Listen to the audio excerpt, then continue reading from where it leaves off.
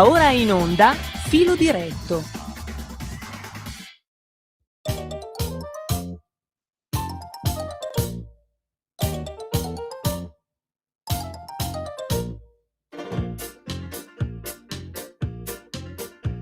Ora me l'hai detto, amore, vieni a letto, ancora un quarto d'ora ci rifletto.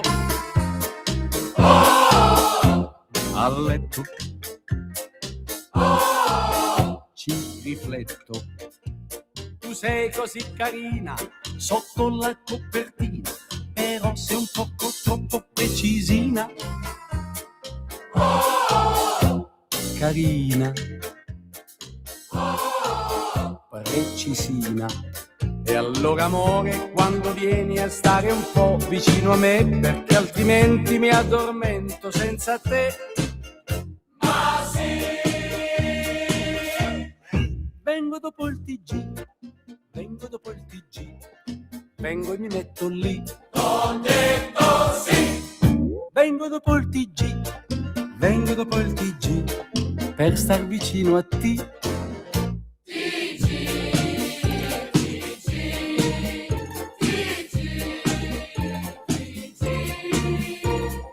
Vengo e rimango lì, posto dopo il TG.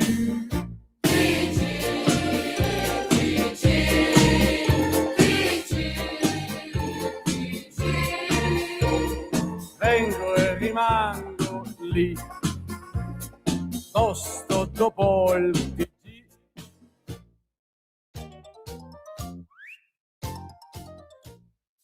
Buongiorno, a voi la linea. Ciao Natalia, buon lunedì, ben trovata e buongiorno anche al nostro Giulio Cainarca, amici e amici miei, ma non dell'avventura, buon pomeriggio, siamo noi quelli che vengono dopo il TG, lui è Giulio Cainarca, io sono Antonino Danni, in regia c'è la nostra Natalia e ben trovati. Allora, buongiorno, buon pomeriggio a tutti. Io ho 10 minuti, poi ci risalutiamo, poi ci risentiamo quando tutto sarà consolidato, un po' più tardi, dopo le 3:30, credo circa. Intanto c'è il signor Enrico Mentana con il suo illustre parterre di ospiti che fa lo specialone, che tra un po' ci dice il numerone, e vediamo i numerini, i numeroni e tutto quanto, e vediamo cosa è successo per questo referendum. E cosa dici tu? Che aria tira, Antonino? Tu che hai il naso sopraffino. ma guarda, io onestamente non lo so, non mi esprimo perché mi sembra una battaglia veramente all'ultima scheda, all'ultimo sangue, poi c'è stata troppa, secondo me si è puntato troppo sulla politicizzazione di un voto che non doveva essere tale. Cioè qualcuno l'ha scambiato come l'idea che vabbè vado, voto no e gli faccio la vendetta al governo e il governo cade, ma il governo non cade per questo. Vedremo. Intanto, insomma. Per me era una buona occasione. Questa qui era una buona occasione per fare quello che si doveva fare da tanto tempo e per rimanere in scia con la famosa pronuncia del popolo italiano dopo il caso Tortora, la responsabilità civile dei magistrati. Sì. Che è stata poi seguita dal nuovo codice penale nell'89, dal giusto processo inserito in Costituzione nel 99 e ora con tutta la lentezza tipica del dinosaurico e borbonico sistema Italia eravamo sul punto di poter completare quelle riforme. Un minimo, tra l'altro, perché poi c'è da realizzare la riforma delle riforme, cioè il giusto processo e garantire la parità tra difesa e accusa, perché finché non ci sarà quello non ci sarà tutela vera del cittadino imputato, cioè di tutti noi potenzialmente. Però questo era un passo su quella strada. Speriamo che lo sia. Il signor Mentana sta interpellando... Ultimi 30 secondi. L'SVG. Tu, Antonino, parla che io cerco di capire qualche informazione. No, mancano ancora 20 secondi, ormai ci siamo, insomma, le 14:49 45, 49, 50, 10, 9. Ecco, ti dico 7, ti dico qual è la stima in questo momento dell'SVG. 1 e 15, prego. Allora, la stima dell'SVG che sta parlando adesso sulla 7 è che il sì oscilla tra il 47 e il 51 e il no tra il 49 e il 53. Quindi teoricamente è in vantaggio il no, però quando noi sappiamo benissimo che le stime sono erronee per 2,5 punti di sopra e di sotto. Quindi per il momento ci sarebbe una sorta di testa a testa. Sostanziale Secondo pareggio. quel che sono... Sì, no, pareggio non ci sarà ovviamente. No, ovviamente. Non sarà un pareggio. Però diciamo in questo momento mi pare che le cose stiano lì, sul filo di lana, come diceva Mike. Sì, appunto. D'altronde io credo che questo abbia molto, come si può dire, abbia molto mandato in bambola anche gli istituti di rilevazione, perché nessuno si aspettava una affluenza così alta, nessuno si aspettava una presenza così alta alle elezioni, alle urne, per cui anche questo fa riflettere, direi. Da un lato certamente... Dimmi. No, prego. No, da un lato certamente la partecipazione è sempre qualcosa di positivo, dall'altro è da notare che con dati così, insomma, diciamo che too close to call per il momento. Ecco, l'intention poll, cioè un campione rappresentativo della popolazione elettorale che viene rilevato mentre va a votare, darebbe in testa il no. 49-53 contro 47-51. Per cui siamo sempre nell'ambito del filo di lana di cui sopra. Queste sono tutte, diciamo così, exit poll. Exit poll che darebbero il no vincente per poco e il sì soccombente per poco, ovviamente, però i numeri che cominceranno ad affluire saranno molto più interessanti.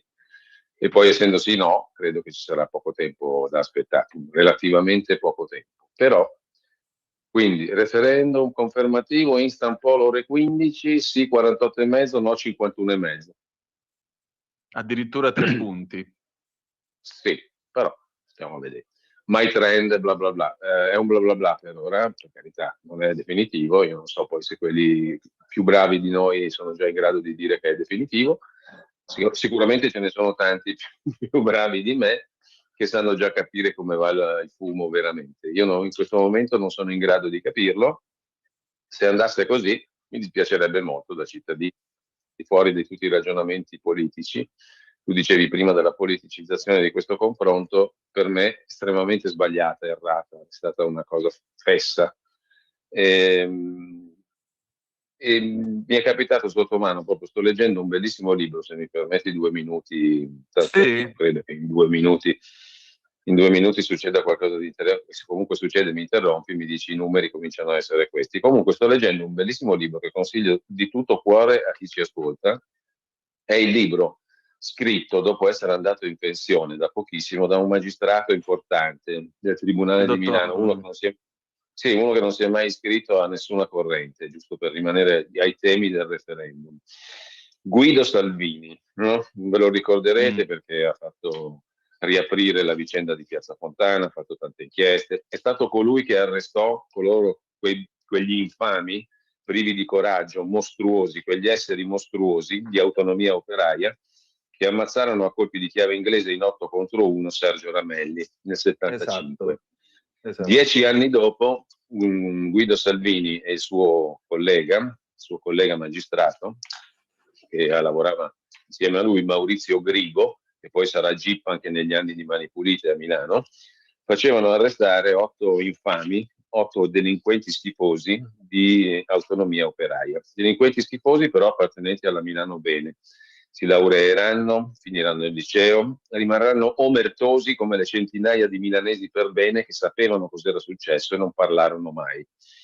E come i bastardi di insegnanti, i bastardi di professori dell'Istituto Molinari, frequentato dal povero Ramelli, i quali avevano assistito a minacce nei suoi confronti, a episodi di pestaggi, avevano pestato anche il padre, pensate, di questo ragazzo, perché aveva deciso di lasciare l'Istituto Molinari perché era pestato in tutti i modi per il semplice motivo, lui non è mai stato un estremista, non è mai stato un picchiatore, un sambabilino, non è mai stato coinvolto in atti di violenza, ma era iscritto al movimento sociale, al Fronte della Gioventù, l'organizzazione giovanile dell'MSI. Una cosa mostruosa, l'uccisione di questo ragazzo a Milano. 8 bastardi, 8 infami, che lo colpiscono fino a fargli uscire il cervello sul marciapiede, proprio la materia cerebrale fuori dal cranio sul marciapiede.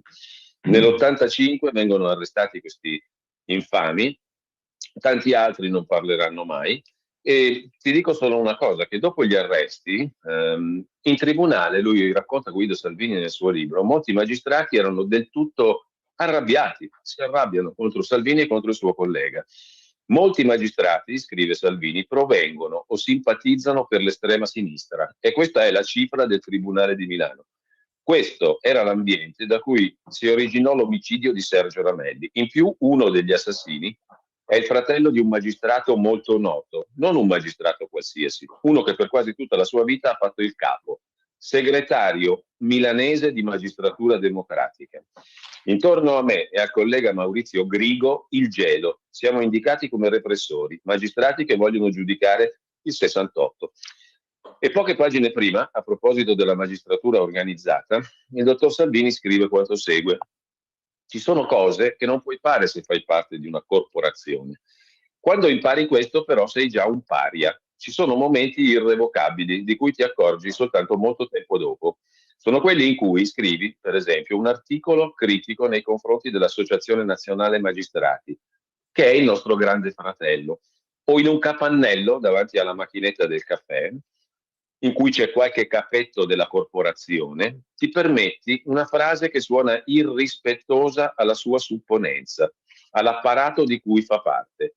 In genere, quando ti sei appena messo nei guai, è il momento in cui, in corridoio, alla macchina del caffè, qualche collega schierato ti elogia per il tuo coraggio, per la tua indipendenza. E allora, quando ti lodano, che sei rovinato. È lì che inizia la tua fine.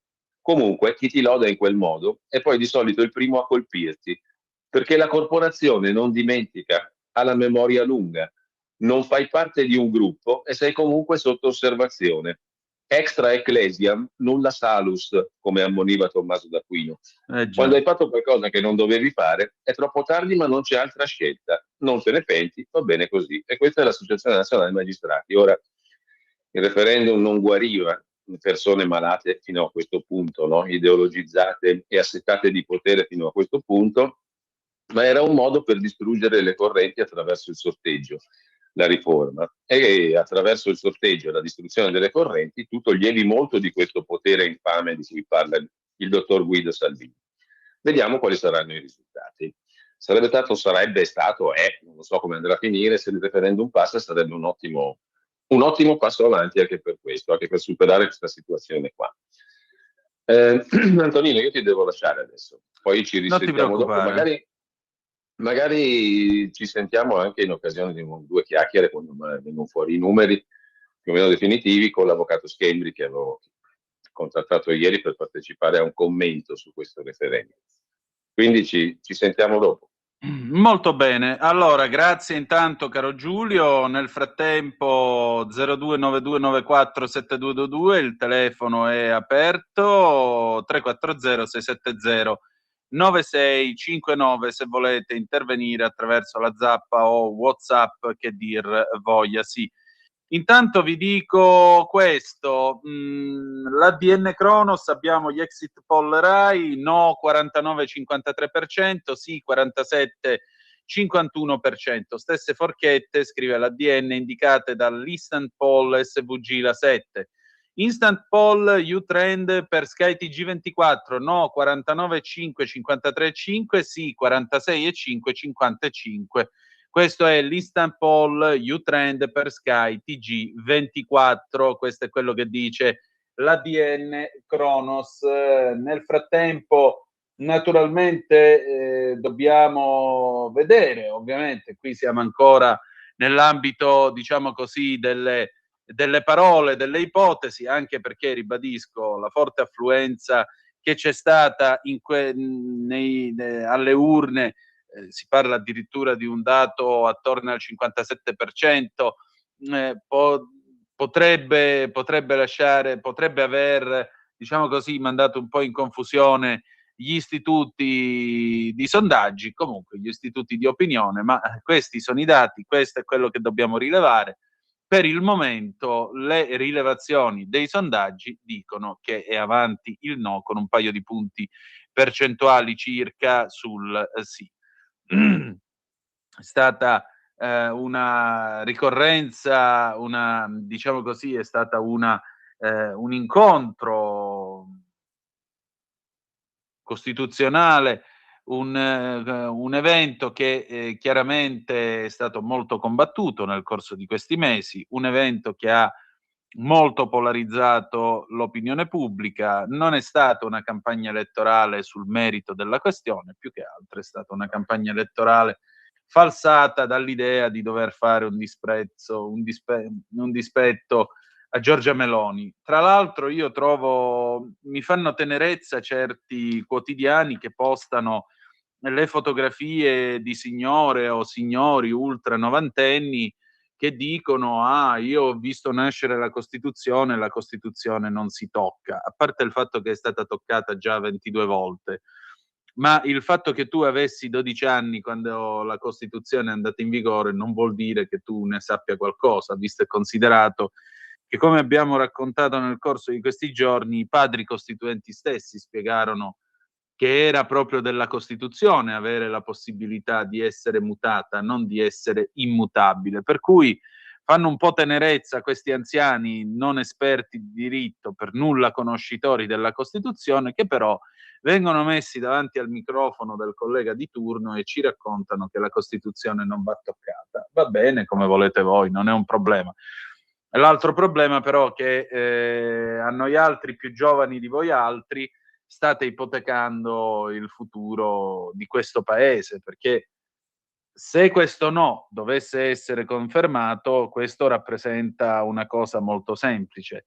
E la cosa molto semplice è che un domani chiunque dovesse essere al governo si troverà davanti qualche corrente politica o qualcuna delle correnti, diciamo così, amiche di una certa parte politica, evidentemente pronte a fare lo stesso discorso del libro di Palamara e Alessandro Sallusti: Salvini ha ragione, però lo dobbiamo scassare. Ecco, un paese così non cambierà mai, praticamente il governo, chiunque dovesse trovarsi a governare, si troverà sempre davanti una piccola casta molto agguerrita che, potendo portare in tribunale il governante di turno per un motivo o per un altro, ecco che sarà con le mani legate. Una grande vittoria, soprattutto dovuta, se i dati dovessero essere questi, di quei signori che ci hanno raccontato che la Costituzione non si tocca, la grande vittoria degli attori o dei cantanti che di diritto costituzionale non sanno assolutamente niente, però sono andati a fare le loro feste e le loro sceneggiate sui social. La grande vittoria di chi ha preferito restare a casa perché non gliene fregava niente, perché tanto non cambia niente. Ecco, questa è stata la grande vittoria, ed è una vittoria i cui effetti purtroppo sconteremo per i prossimi 25-30 anni come minimo. Questo, ribadisco, se i dati fossero questi e se fossero definitivi. Naturalmente non lo sono, però resta un fatto che la stessa ADN Kronos aggiorna ulteriormente il suo sito, la sua diretta. Ecco qua, abbiamo i primi dati del Viminale: 15.941 sezioni su 61.533, l'affluenza è pari al 58,5%. Questa è stata l'affluenza, quindi un'affluenza molto alta, molto alta.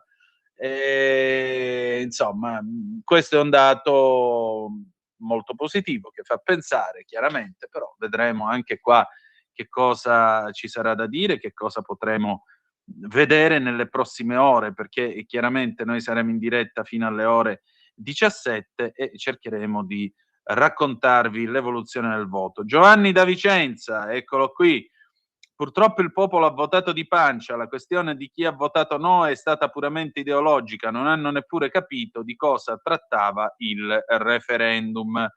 Giovanni è pienamente d'accordo. Che dobbiamo fare? Ma d'altronde il popolo è sovrano e il popolo evidentemente per adesso sembrerebbe non aver apprezzato questo tentativo di riforma. Vediamo, perché naturalmente da qua allo spoglio io credo che nel giro di un paio d'ore comunque avremo i dati definitivi, i dati dello spoglio, e questo sarà un argomento di discussione molto più, ben più concreto rispetto agli eventuali sondaggi. Noi proseguiamo la nostra trasmissione, il numero di telefono è sempre quello, 340-670-9659, se volete essere dei nostri.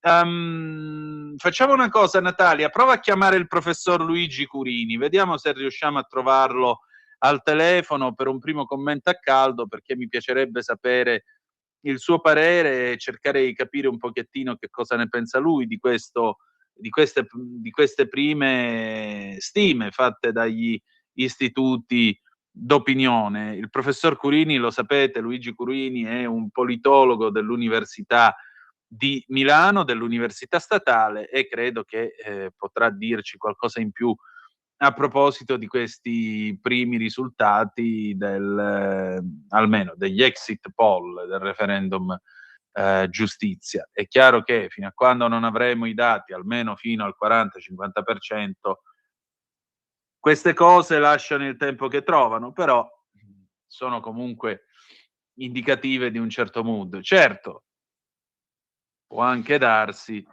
che nel segreto dell'urna qualcuno abbia deciso di votare in maniera diversa da quello che ha dichiarato, ma ribadisco, qui è ancora tutto da valutare ed è ancora tutto da vedere. Ci sono state le classiche regioni rosse nelle quali c'è stata un'affluenza molto elevata, anche questo è qualcosa che lo stesso senatore Claudio Borghi osservava l'altro giorno, cioè che questo va detto a merito dell'elettore di sinistra, quello va sempre a votare, mentre invece l'elettore di centrodestra, diciamo che tende a stare un po' per i fatti suoi, e questo non aiuta naturalmente nel momento in cui c'è da decidere. Prova a chiamare un momento il senatore Borghi, vediamo se vuole essere dei nostri, visto che io l'ho seguito molto su X in questi giorni davanti a queste situazioni. Poi alle 15:30 avremo con noi Carlo Cambi e con lui faremo delle valutazioni ovviamente più approfondite della situazione. Proviamo un attimo ad avere il senatore Borghi e con lui provare a dare un'occhiatina, un primo commento a quanto si legge appunto in questo momento con gli exit poll. Tra l'altro, a proposito dei dati sull'affluenza, anche una regione del nord, scrive la collega Emanuela Micucci, che saluto, anche una regione del nord tra le tre con minore affluenza, Sicilia 46,7%, Trentino Alto Adige 47,6%, Calabria 48,41%. Le tre regioni con più affluenza, Toscana 66,18%, Emilia Romagna 65,75%, e Umbria 64,95.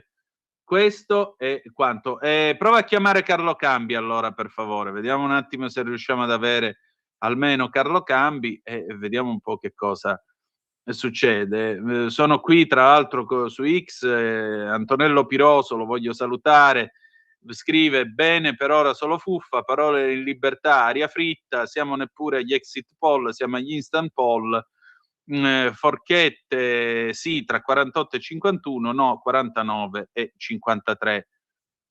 Antonino, io non sono una sondaggista, ma dall'alta affluenza concentrata nelle zone di sinistra, secondo me il sì ha perso, scrive Carlina. Ancora, hai notato che i magistrati che si espongono contro l'ordine costituito, Guido Salvini, Curno, Tarfusser, Luca Palamara, per un motivo o per l'altro sono fuori dal giro? Chissà come mai, vero? Carlina, e io che cosa devo aggiungere a quello che dici tu? Si è dimesso Parodi, il presidente dell'ANM, intanto. Possibile? Possibile, oddio mio. Allora qui sta succedendo qualcosa, non lo so. vedremo anche qui. Sì, si è dimesso, signore e signori. Cesare Parodi si è dimesso dalla presidenza dell'Associazione Nazionale Magistrati. 10 minuti fa lo ha scritto il Fatto Quotidiano. Vediamo un momento.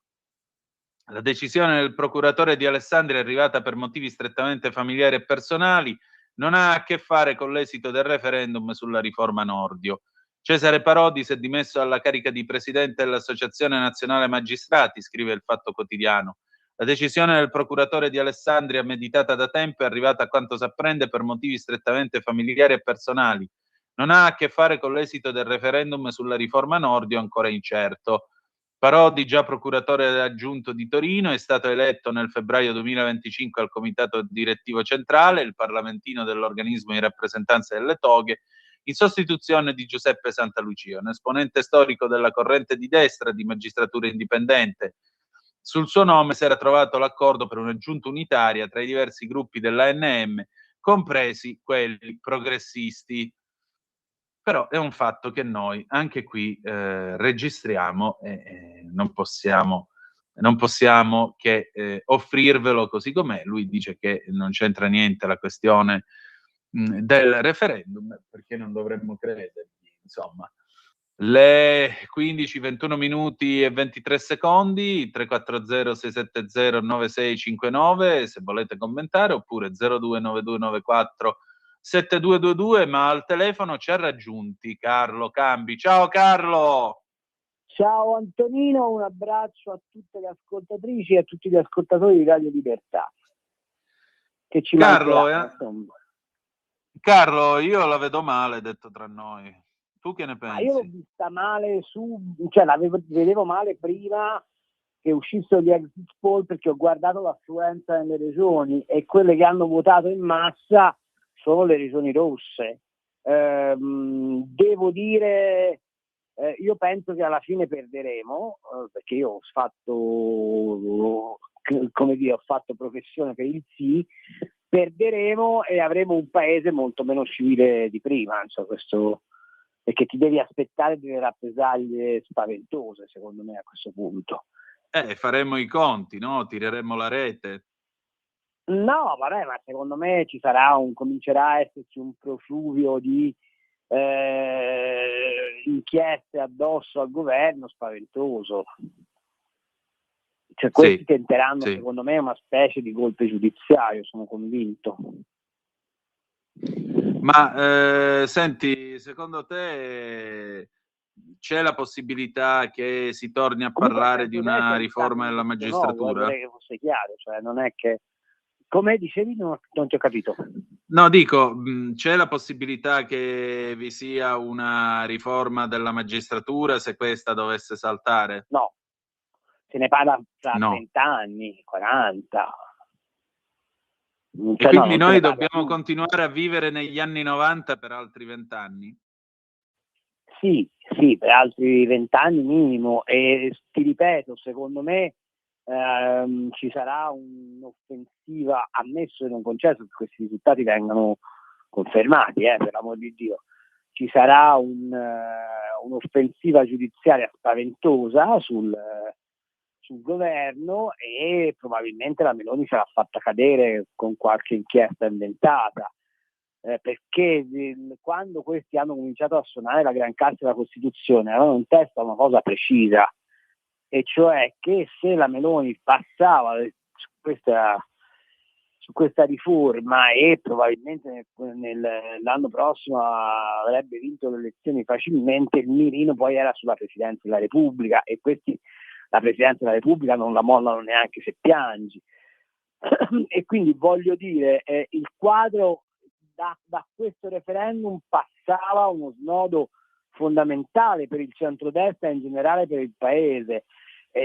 Stiamo tornando indietro di 20 anni, di 30 anni, ma al centrodestra però gli sta come un vestito nuovo, perché poi hanno cominciato a pensare che tanto la riforma è una roba di Forza Italia e basta. Il governo, nessun ministro si è impegnato su questa cosa, non c'è stata una mobilitazione forte del centrodestra per questa campagna elettorale. Io non ho visto sindaci di centrodestra, non ho visto amministratori locali di centrodestra, presidenti di regione di centrodestra da fare pezzi, li ho visti invece del centrosinistra, e ampiamente. E quindi va bene, cioè nel senso che gli va bene così. Questi del centrodestra sono convinti di essere eletti da una specie di unzione divina e non si rendono conto che i voti vanno cercati, insomma, non so se è chiaro. Su questo siamo pienamente d'accordo. Senti, e questa cronaca che viene fatta di questi arzilli ultra novantenni che ci spiegano che la Costituzione non si tocca? Questa è una delle ipocrisie più grosse che si possono sentire in questo paese. La Costituzione l'hanno toccata 41 volte, capito? 41 volte è già stata toccata. È una, come dire, ti posso dire, una forzatura retorica che ci è toccato di sopportare e che ci toccherà di sopportare per i prossimi anni ormai. Voglio dire, hanno fatto la riforma del titolo quinto cercando di fregare la Lega senza colpo ferire, ci hanno imposto il pareggio di bilancio senza colpo ferire, hanno fatto la devoluzione a vantaggio di alcuni organi amministrativi senza colpo ferire. Insomma, non ci prendiamo in giro, la Costituzione l'hanno cambiata 41 volte, ma è anche giusto che sia così, cioè l'impianto che non può essere cambiato dalla Costituzione della Repubblica Italiana sono i primi 12 articoli, cioè i principi fondamentali, che quelli effettivamente sono intoccabili, ma nel senso perché danno la dimensione della identità della Repubblica Italiana, ma tutto il resto è vero che la Costituzione è la prima fonte di diritto. Però mi domando una cosa, ma quando si è trattato dei PCM di Conte, il nostro grande garante, il monarca repubblicano Mattarella, dov'era a invocare la Costituzione? Quando hanno inseguito la gente sulla spiaggia, a fronte di una sfilza di dichiarazioni di diritti fondamentali della Costituzione, che sono la libertà di stabilimento, la libertà di movimento, la non violazione della corrispondenza, eccetera, eccetera, eccetera, tutto in funzione di un articoletto che è quello della salute pubblica, che peraltro va pure interpretato. Hanno tolto la libertà a un popolo tutti zitti. E allora dove stavano questi vecchietti che difendono la Costituzione? Ragazzi, ci stiamo prendendo in giro. Io sto arrabbiatissimo col centrodestra, ovviamente, sono delusissimo e temo di andare a vivere in un paese fortemente inclinato nelle sue basi democratiche, perché una casta di funzionari a questo punto è padrona del paese. E purtroppo non è una bella cosa. Non è una bella cosa, soprattutto cioè significa veramente il blocco del paese. Ma sì, ma certo. Ma tu ti puoi immaginare adesso i Gratteri, questi, chi li ferma? Chi li ferma? Nessuno. Tu pensi che a questo punto la verità su Striano, gli spioni, Cafiero De Rao, Scarpinato verrà fuori? Ma quando? Ma dove? Ma mai? Cioè, ma tu pensi veramente che adesso i professionisti dell'antimafia si metteranno buoni o diventeranno ferocissimi?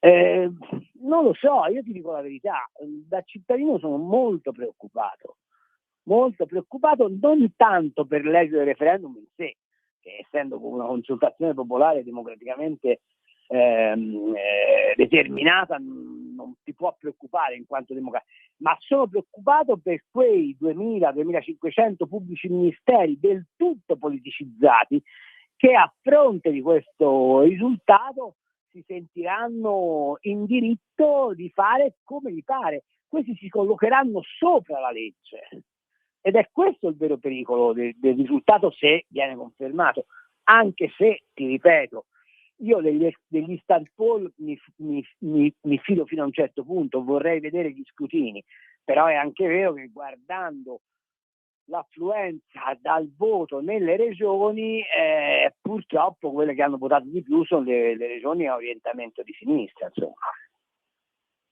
Certo, indubbiamente, indubbiamente. E anche stavolta dobbiamo riconoscere che da una parte comunque vanno sempre a votare, non perdono mai l'occasione, l'appuntamento, dall'altra parte Ma ce c'è l'hanno sempre portati quello. con i pedoni a votare. Vabbè, comunque va bene, sì, è così, è vero. Questo mi pare chiaro, questo mi pare chiaro. Questo mi pare evidentemente chiaro. Non so, cioè non riesco davvero a capire il senso di tutto questo. Ora che cosa si aspettano? Che la Meloni rassegni le dimissioni? No, ma la Meloni Cioè non la le darà cosa le dimissioni. La Meloni in la sé co non le darà le dimissioni, la costringeranno a darle. Cioè, il caso del eh. Mastro non è stato tirato fuori a caso, non so come dire, no? Con tutto che Del Mastro è voglio dire, ha fatto un pasticcio spaventoso, ma il caso del Mastro è la spia del come loro si comporteranno da qui in avanti. Certo. Sai, non è che poi c'è bisogno di condannarli, se tu li cominci a inquisire 3, 4, 5 ministri alla volta, siccome mediamente ci metti dai 2 ai 3 anni ad arrivare alla richiesta di chiusura delle indagini, è un tempo più che sufficiente per farti andare a votare in uno stato di minorità o, se vuoi, in libertà vigilata come centrodestra. Ma a me pare follia che il centrodestra non abbia previsto questo, mi pare una follia, e gli sta bene di pagare questo prezzo. Purtroppo lo pago anch'io da elettore di centrodestra questo prezzo, capito? Certo, mi pare abbastanza chiaro. Mi pare abbastanza chiaro, che dire di più. Non credo ci sia molto Nessuno da... dichiara nulla, saranno tutti tappati, non lo so. Beh, questo Però mi pare chiaro. Questo mi pare chiaro. Certo, c'è un amico che mi dice gli exit poll non si commentano mai, lo so, ma noi siamo qua a fare il nostro lavoro, per cui dobbiamo commentare anche questi. Anch'io mi auguro che abbiano sbagliato tutto, per l'amor di Dio, anche perché, diciamoci la verità, il numero di persone che hanno votato ha spiazzato i sondaggisti, gli ha fatto saltare gli algoritmi, e questo è probabilissimo. Però sai, gli exit poll sono fatti su gente a cui chiedi di ripetere il voto fuori dal seggio, e in questo caso non c'è proprio il timore di dire ripeto il voto in maniera differente da quello che ho dato, perché se no poi ho delle conseguenze, insomma. Cioè, te lo ricorderai quando c'era la Democrazia Cristiana, facevi gli exit poll, nessuno votava Democrazia Cristiana, poi la Democrazia Cristiana vinceva perché faceva schifo dichiarare che si votava DC. In questo caso la vedo complicata che uno non abbia replicato il voto che effettivamente ha dato, capito? Poi può essere pure che ora di solito poi le società di sondaggio lavorano correttamente e quindi fanno dei sondaggi ponderati, cioè non è che vanno a pigliarli tutti, che so, alla Bolognina, gli exit poll, ne prendono un po' a Catanzaro, un po' a Trento, un po'. Quindi anche lì, anche dal punto di vista della composizione elettorale, di solito sono bilanciati, però ci sta pure che ci sbagliamo, per l'amor di Dio, anzi io me lo auguro fermamente, ma sai, un exit poll che dà uno stacco di 4 punti su una massa di voti così importante espressa è francamente complicato da ritenere possano esserci delle grandi sorprese. Allora, intanto io ti posso dire che abbiamo un primo aggiornamento degli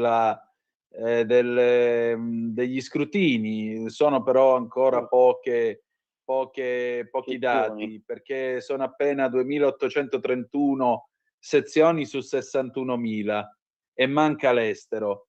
Sì, 393.612 voti, no 463.823, sì 45,91, no 54,09, ma chiaramente è un dato che non vale praticamente niente, visto e considerato che non è nemmeno il 10% di quello di cui stiamo discutendo. Ma poi bisognerebbe vedere la composizione geografica di questo dato, perché è chiaro che, ti ripeto, dipende anche come, cioè nel senso, per avere come dire, una probabilità omogenea dovresti averne in aree geograficamente politicamente orientate omogenee. Se queste sono tutte, ti ripeto, sezioni delle Emilia Romagna, è probabile che quei risultati. Però devo dire, secondo me gli exit poll non sono lontanissimi dal vero, se vuoi una mia pessima previsione, perché ti ripeto, se tu vai a vedere dove è la maggiore affluenza alle urne, e c'è un altro dato che è ancora più preoccupante, che siccome non ha votato il Sud, la signora Schlein si prende la testa, la leadership del campo largo in questa maniera, e accentuerà l'offensiva movimentista contro la Meloni. Sicuramente, e aumenteranno anche gli scioperi, tutte quelle landinate lì. Andiamo bene, andiamo veramente bene. Non andiamo bene. Sì, si fa per dire. Si fa per dire.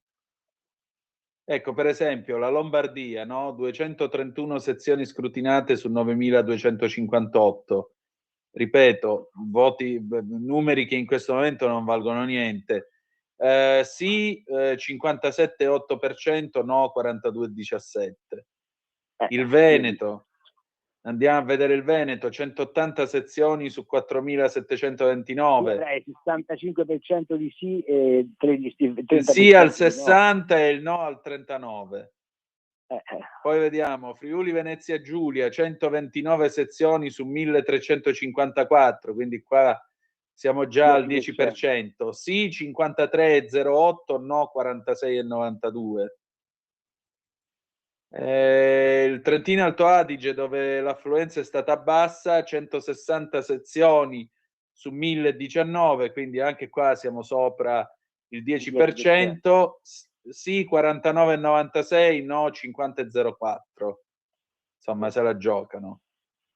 È una situazione molto confusa. Non vorrei che questo fosse un referendum deciso veramente per 100 voti. Tu che ne pensi? No, per 100 voti no, perché lì ti manca tutta l'Emilia Romagna. Allora tu hai cioè, se facciamo il peso popolare, allora, sì. Emilia Romagna, Toscana, Umbria, probabilmente Lazio, sicuramente Puglia, io penso anche le Marche, perché ormai la disaffezione per la giunta Acquaroli è totale in questa regione, nonostante sia stato confermato non più tardi di 4 mesi fa. Secondo me questi hanno tutti per il no, e ecco. Se li pesi demograficamente è roba che pesa. Poi ti manca, voglio dire, al centrodestra una mano grossa la dà di solito la Sicilia, che dal punto di vista della numerosità demografica ha un grande peso. In Sicilia sono andati a votare pochissimo, la Calabria lo stesso. Io non vorrei che magari nelle regioni del sud i nostri non sono andati a votare e quelli del centro-sinistra hanno votato tutti, e quindi tu capisci che poi la bilancia diventa pesante. Sicuramente Lombardia, sì. Veneto, forse Piemonte, sicuramente Friuli hanno votato per il sì ed hanno delle affluenze molto importanti, ma il peso demografico delle altre regioni secondo me impatta duramente. Cioè, la Puglia è una regione che ha 2,5 milioni di abitanti, la Sicilia sì.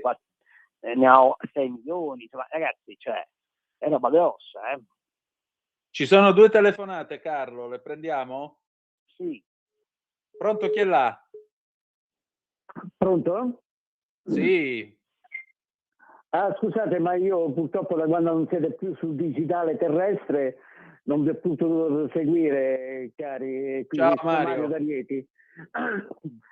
Allora sono solo dal telefono, mi scuso per il disturbo. Non ti preoccupare, non disturbi mai, dici tutto. Allora, volevo con Carlo Cambi un fatto di costume.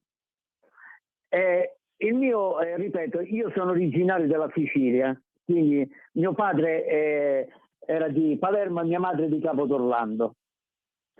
Quindi sono insospettabili di una certa visione. Però a me sembra di vivere in una repubblica partenopea, non più l'Italia, dove vai, cantanti napoletani, presentatori napoletani, telenovela napoletani, pubblicità di caffè napoletani, pubblicità delle macchine 40 napoletane, ovunque Napoli regna, tra Mare Fuori e Joliet, Sal da Vinci e cose varie.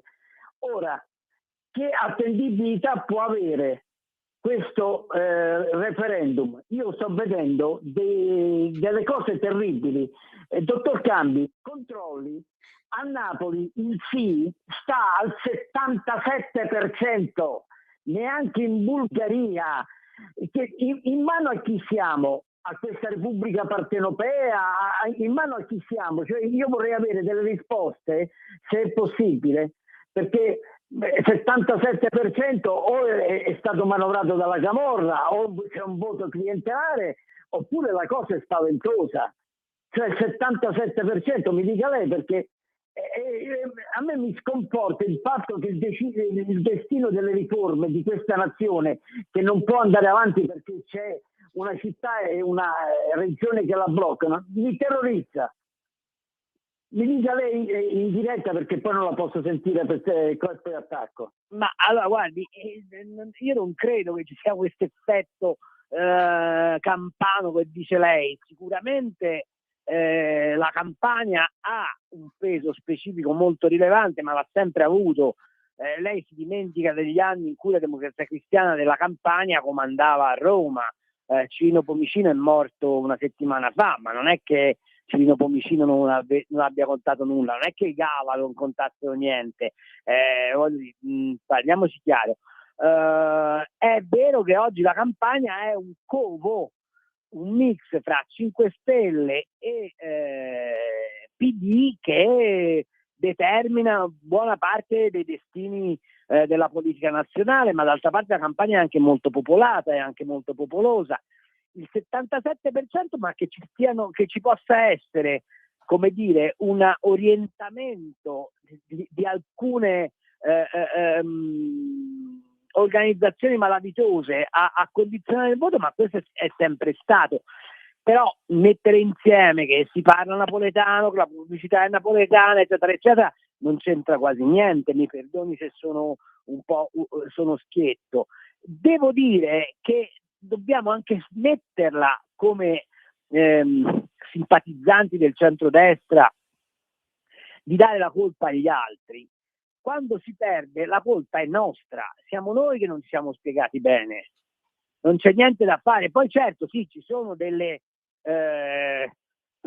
come circostanze particolari, come quella che lei giustamente indica sulla Campania, ma non è quel particolare della Campania che può spostare l'esito di un voto che ha avuto oltre il 50% dei votanti. Lo capisce da solo che non regge come ragionamento. Che poi ci debba essere un monitoraggio su come la Campania viene governata, su quali sono i fenomeni che scaturiscono dalla Campania, eccetera, eccetera, sono perfettamente d'accordo con lei, ma che questo sposti l'esito del referendum lo vedo molto meno probabile. Io direi che a spostare l'esito del referendum è la scarsa mobilitazione che il centrodestra ha avuto su questo tema e la non chiarezza che il centrodestra ha fatto sul pericolo di perdere il referendum.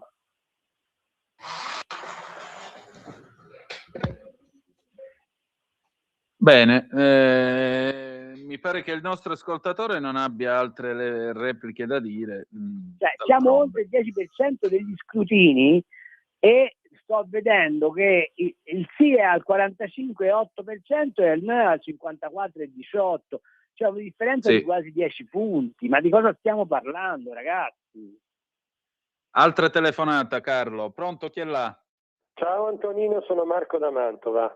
Ciao Marco.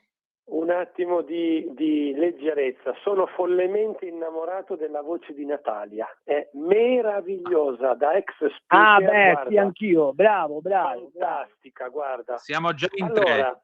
Però adesso l'appunto lo dobbiamo fare. Io lo dico da sempre. Noi del centrodestra non facciamo il centrodestra perché abbiamo un senso di un complesso di inferiorità verso la sinistra e quindi quando andiamo nei talk show non carichiamo con la giusta misura quello che dovremmo caricare.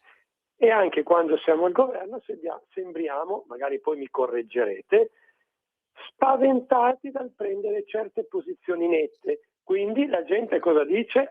Il centrodestra in campagna elettorale fa sfrascelli, una volta che è al governo si fa bagnare il naso dalla sinistra o si fa spaventare dalla sinistra e quindi non fa quello che deve fare. E così si arriva a queste condizioni.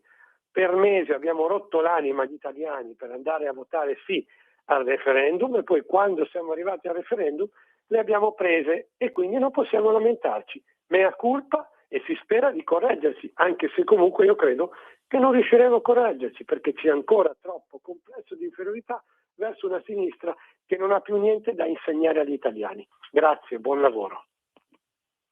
Carlo. Ma io penso che onestamente sia la sanzione del fatto che il centrodestra non ha un popolo, cioè non è popolare, non è capace di mobilitare la gente, lo fa negli appuntamenti decisivi, e cioè alle elezioni, ma come ho già detto anche nel 22 e come ho detto in altre circostanze nel 20 con le amministrative, non è che noi vinciamo le elezioni, le perdono gli altri e non abbiamo costruito attorno al successo del centro, ma te lo dimostra la debolezza di Fratelli d'Italia. Cioè, se tu a Fratelli d'Italia levi Giorgia Meloni, è un partito che non sa dove raccapezzarsi. Se tu prendi il modo in cui Salvini ha gestito la Lega ultimamente, è l'uomo partito, ma se tu pensi di poter vincere le elezioni con gli uomini partito, le mobiliti le masse, ma su temi specifici dove hai bisogno delle sezioni, il convincimento porta a porta, le buone ragioni, la politica che spiega, eccetera, eccetera, finisci che poi prendi queste botte. Ma guardate che non è un referendum solo ed esclusivamente sulla riforma Nordio.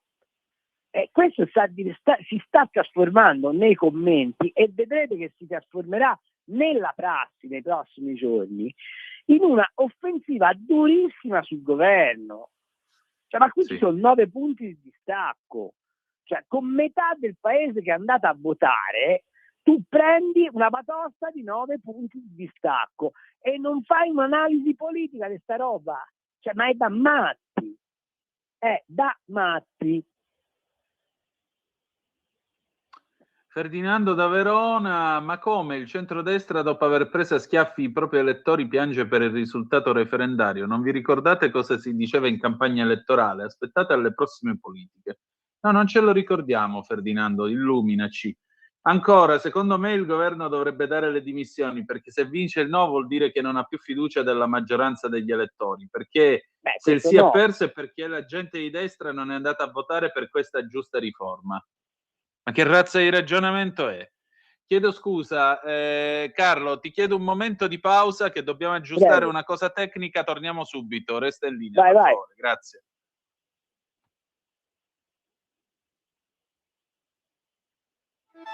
Stai ascoltando Radio Libertà, la tua voce libera, senza filtri né censure, la tua radio.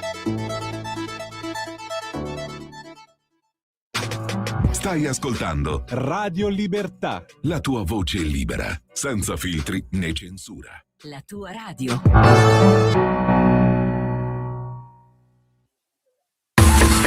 Ehi tu, non trovi più il segnale di Radio Libertà sulla tua radio DAB? Non disperarti, risintonizza. Sì, ma come? È facile, tasto menu, poi scegli il tasto corrispondente alla ricerca automatica dei canali, attendi qualche minuto e tutte le stazioni DAB della tua zona saranno disponibili.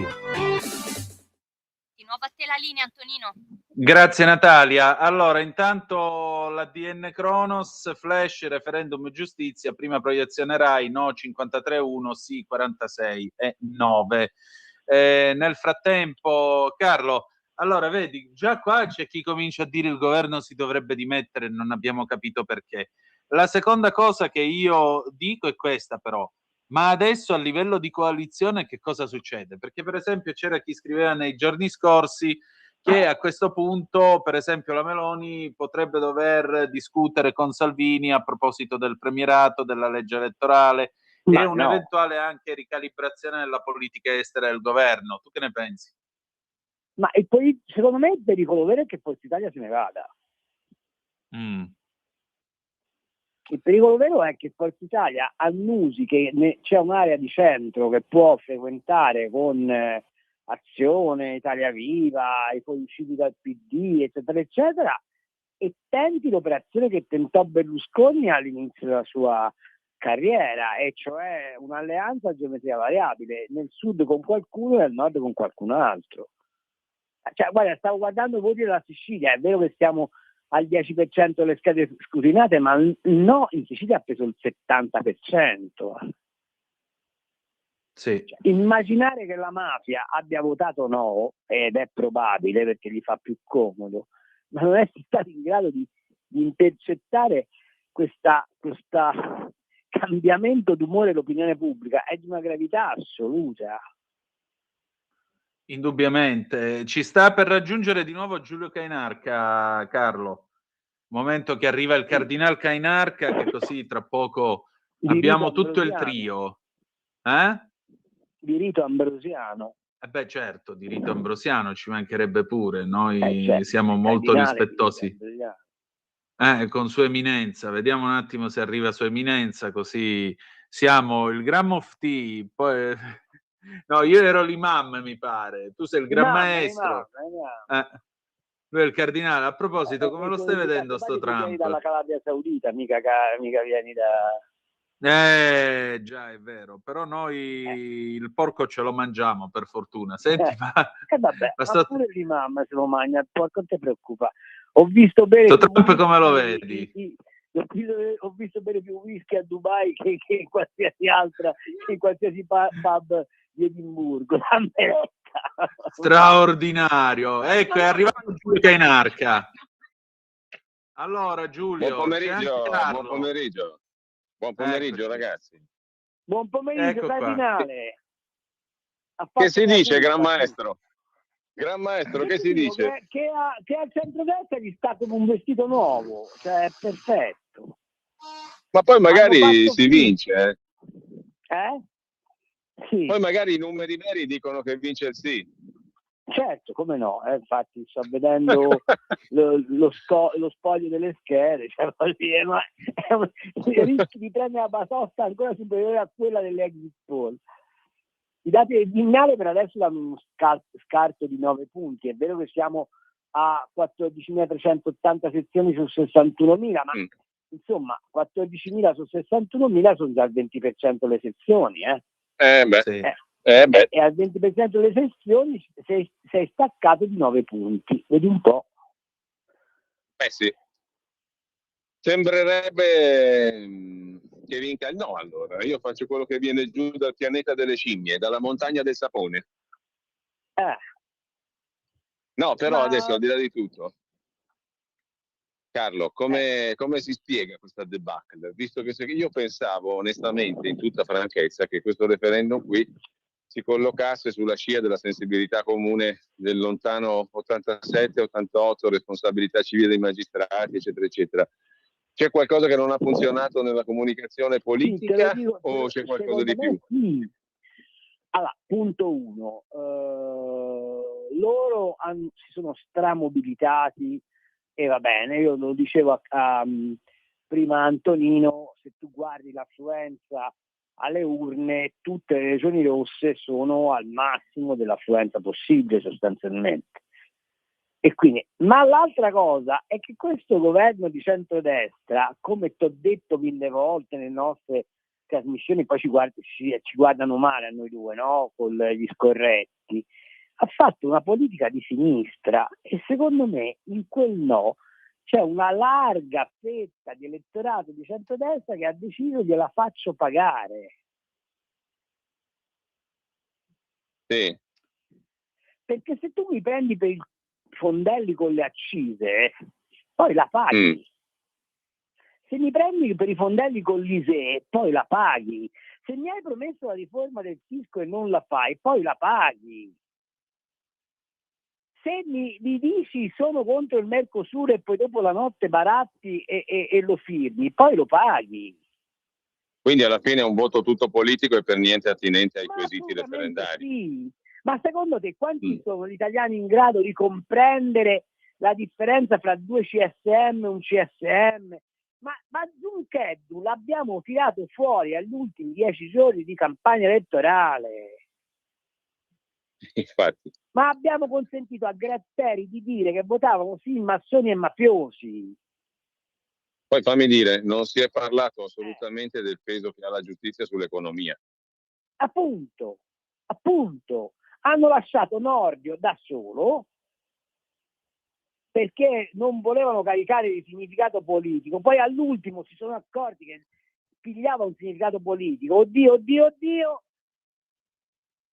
e oggi, siccome la Meloni l'ha comunque caricato un significato politico, ne pagherà conseguenze durissime di questo voto, anche perché per i prossimi 20 anni sarai alla mercé delle procure, questo deve essere chiaro. E della riforma sì, questo mi sembra evidente. Questo mi sembra evidente. E siccome il loro obiettivo era quello di fermarti prima che tu andassi al volo le politiche per evitare che tu eleggessi il Presidente della Repubblica, hanno fatto bingo, cioè con una boccia sola hanno fatto strike. E siccome tu sei supponente, perché ti senti tronfio di essere il centrodestra che ha vinto le elezioni, non sei stato attento ai movimenti sociali e paghi fio. Ok? Sì. C'è una telefonata, scusate, la prendiamo. Pronto, chi è là? Sì, pronto, buongiorno, sono Simone, chiamo da Bergamo. Ciao Simone, Pronto? prego. Buongiorno, ecco, abbiamo preso la palata in faccia che un centrodestra che è diventato una coppia sbiadita del centro-sinistra meritava di prendersi. Loro mobilitano il popolo e il centrodestra invece di mobilitarlo e di sostanziare la politica di centrodestra che era stata paventata e promessa nelle elezioni, l'hanno sbiadita. Abbiamo una Forza Italia che sta ciurlando nel manico con i centristi del PD e con Calenda in funzione di un prossimo giro elettorale dove probabilmente, come in tutte le sezioni in cui si eleggerà il Presidente della Repubblica, ci sarà un bel governicchio tecnico e la sovranità dell'Italia è andata a farsi ben vedere. Soprattutto adesso avremo il governo delle procure per quanto concerne sicurezza, immigrazione e quant'altro. Grazie al nostro centrodestra che a forza di voler assomigliare ai buonisti della sinistra ha perso il manico. Grazie, ciao a tutti. Ragazzi, io non mi sento di vedere errori in quello che ha detto il nostro ascoltatore. No, io te l'ho detto all'inizio del collegamento.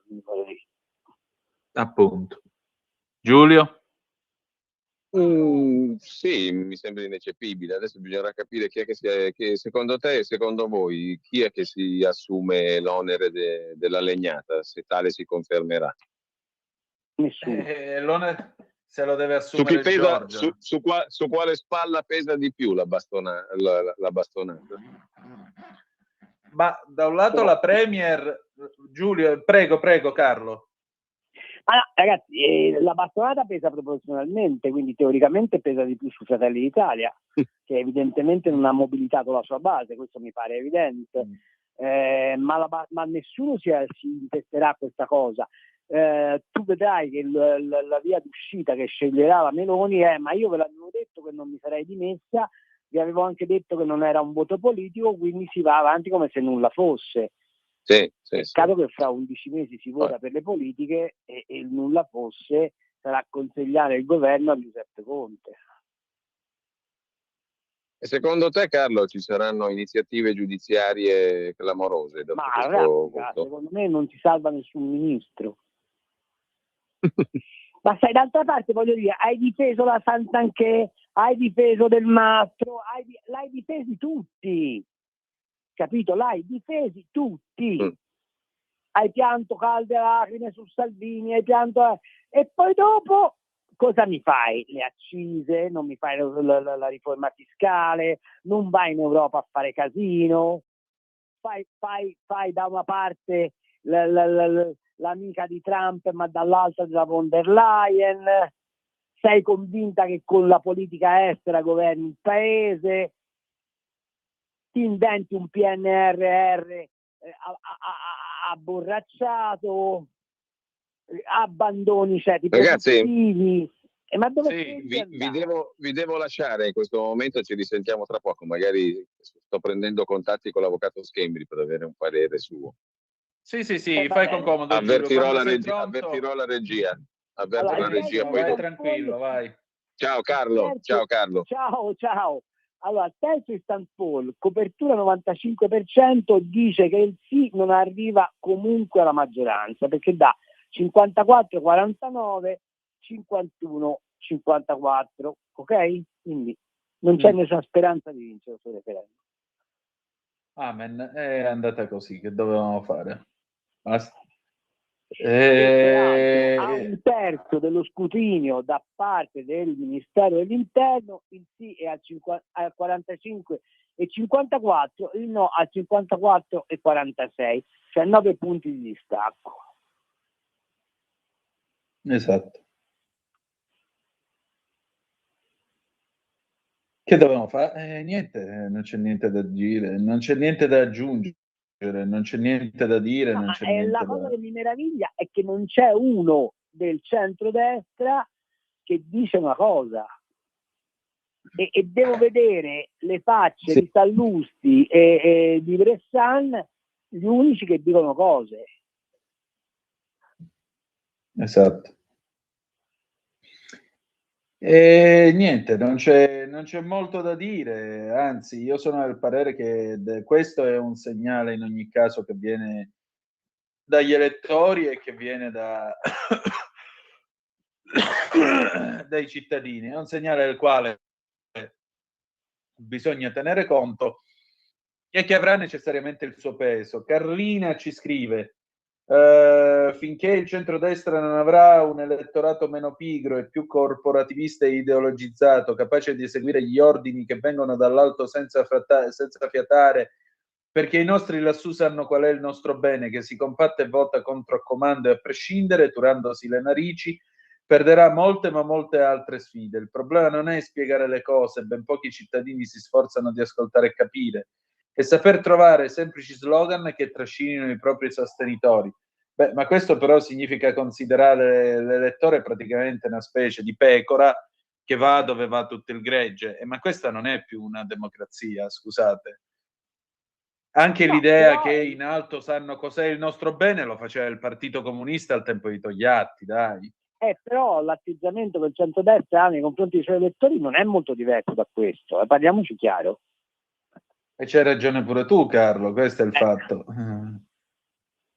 Se tu guarda, per esempio, ora mi fai venire in mente un esempio, come dire, forse urente per Radio Libertà, tu guarda come è stata sistemata la faccenda Zaia.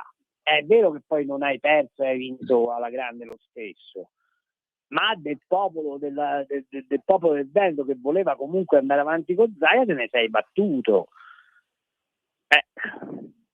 Tu oggi in Lombardia non sei in grado di dirci chi è l'erede di Fontana, non sei in grado di sapere chi metterà in campo contro il prossimo candidato del PD, che non sarà più Beppe Sala. Cioè, voglio dire, sono due esempi che mi vengono in mente lì per lì, insomma, continuiamo a difendere Daniela Santanchè al Ministero del Turismo e sei andato al potere dicendo che tu eri positivamente diverso, attento al cittadino, che volevi parlare con i ceti produttivi, che avevi voglia di cambiare i connotati della politica, e poi c'hai i capi bastone che comandano i partiti nei territori, perché questa è la verità. Nel momento in cui chiami la gente a fare un esercizio di democrazia diretta come il referendum su una questione che attiene, parliamoci chiaro, si è d'accordo con i magistrati o più d'accordo con la politica, la gente ti dice, nonostante la magistratura sia una delle istituzioni meno gradite agli italiani, sceglie fra magistratura e politica e sceglie la magistratura, perché tu non sei stato in grado di coltivare il tuo elettorato e di convincerlo della bontà di quello che stavi facendo. Già.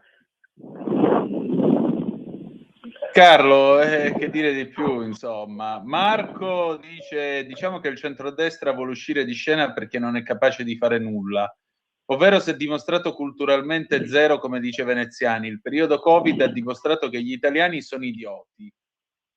Te come la vedi, Carlo? Che tu non puoi mai, se governi, rimproverare al popolo che decide, punto. Il popolo sa pure bue quanto vuoi, però quando decide, punto. Sei tu che devi essere in grado di capirlo, interpretarlo. E non è colpa dell'elettore, ragazzi, parliamoci chiaro. Cioè, come non è colpa dell'elettore quando ti premi, come voglio dire, lo vellichi quando ti premia, devi prendere atto che quando ti punisce è lui. Cioè, e qui il problema è l'incapacità di chi ha a parlare con l'elettorato. Sì. Tra l'altro non Esatto. puoi neanche dire che stavolta l'elettore sta snobbato, perché la partecipazione è alta, è molto alta. Quindi l'effetto plebiscito contro è, anche se lo vuoi marginalizzare perché lo vuoi raccontare che è esclusivamente sulla materia referendaria, raccontalo pure, ma in realtà non è così. Questo è un effetto plebiscito contro, è come se fossero le elezioni di midterm per Trump, che le perderà. La Meloni ha avuto un'elezione di midterm, anzi un po' più che di midterm, e è stata bastonata, e c'è poco da fare. Insomma, tu dici che questo non depone bene anche per le prossime politiche? O in questi 11 mesi c'è tempo per fare qualcosa? Ma non lo so, io non mi pare che ci sia l'aria di voler fare qualcosa. Ma noi abbiamo votato il Mercosur, oh.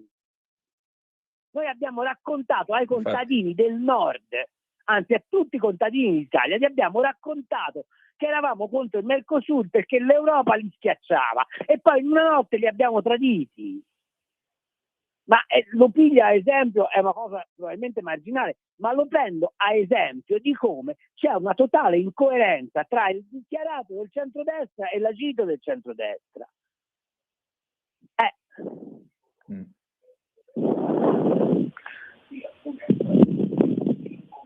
Carlo, che dire di più? Io credo che non ci sia molto da aggiungere davanti a una cosa del genere. Però a questo punto non si possono certo tirare che i l'unico remi che in ci sta barca. mettendo la faccia è Lupi. L'unico che ci sta mettendo la faccia è Lupi. Ecco, è tornato Giulio Cainarca. Ci sei, Giulio? Riprendiamolo in comunicazione, così. E tra 5-10 minuti ci raggiunge anche Giovanni Sallusti, così facciamo un punto anche con lui. Certo. Ok, perfetto Giovanni, ti aspettiamo. Allora, Giulio, vediamo se arriva Giulio, vediamo un po'. C'è una parte avanzata del paese che ha capito che bisognava votare sì, una parte borbonica arretrata che sta bene nella sua melma. Ciao Alberto. Ma secondo me non è nemmeno questione di essere borbonici o meno, perché la parte arretrata, allora in Emilia Romagna, Toscana e Umbria sono arretrati? Abbi pazienza, premesso che il governo borbonico era 1000 volte avanti rispetto al governo savoiardo, giusto per avere le dimensioni, l'attivo del patrimonio pubblico borbonico era 8 milioni di lire allora, e l'attivo del patrimonio sabaudo era 80.000 lire. Ecco. Rieccoci. Eccoci qua. Dovremmo avere al telefono anche l'avvocato Fabio Schembri. C'è, avvocato? Sì, buonasera. E allora? Buonasera, avvocato. Buonasera a tutti. E allora, avvocato, noi abbiamo raccontato, insomma, storie di giustizia, di riesame, di tentativi di ottenere giustizia. E stasera che cosa hanno detto le urne? Purtroppo diciamo non si è riusciti a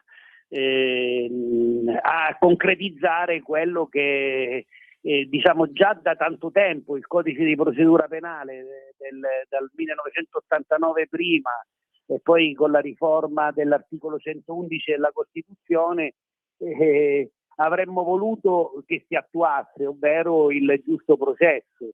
Però evidentemente i cittadini non è stato ben spiegato ai cittadini, perché apparentemente sembrava che fosse una cosa scontata che andava a vantaggio del cittadino, il quale nel momento in cui ha a che fare con la giustizia potrebbe soffrire di mancanza di garanzie, ecco.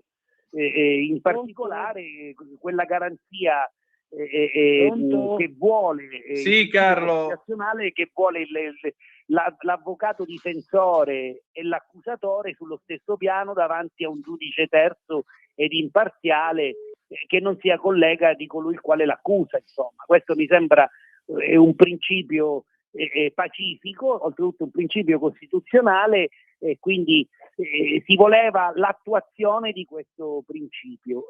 Probabilmente oltre al discorso naturalmente delle correnti e quant'altro che era anche un altro aspetto estremamente rilevante ed importante, però è andata in altro modo. Evidentemente poi saranno i cittadini che avranno a che fare con la giustizia ad accorgersi, anche di coloro i quali hanno votato no, ad accorgersi del grosso errore. È stato evidentemente molto politicizzato e probabilmente i comitati del sì sono caduti inesorabilmente in questa trappola, insomma. Intanto vi do... Sì, prego Antonino, prego. No, volevo darvi un dato: sezioni scrutinate 29.644 su 61.533, ormai siamo a metà, sì 45,35%, no 54,65%. Prego. 10 punti di distacco. Sì. Diciamo una bella legnata in termini non giuridici e non formali, una bella legnata. Però avvocato, paradossalmente è una bella legnata per il cittadino che non si rende conto di aver ricevuto oggi infatti, una grande legnata, ecco, però ne farà tesoro e magari quando accadrà qualcosa ricorderà quel no espresso nell'urna oggi, insomma. Ci ha raggiunto il nostro direttore responsabile Giovanni Sallusti. Giovanni, ci sei? Dacci ancora un secondo, grazie. Ah, benissimo, sì. Perfetto. Quindi... Stavo pensando una cosa, sì.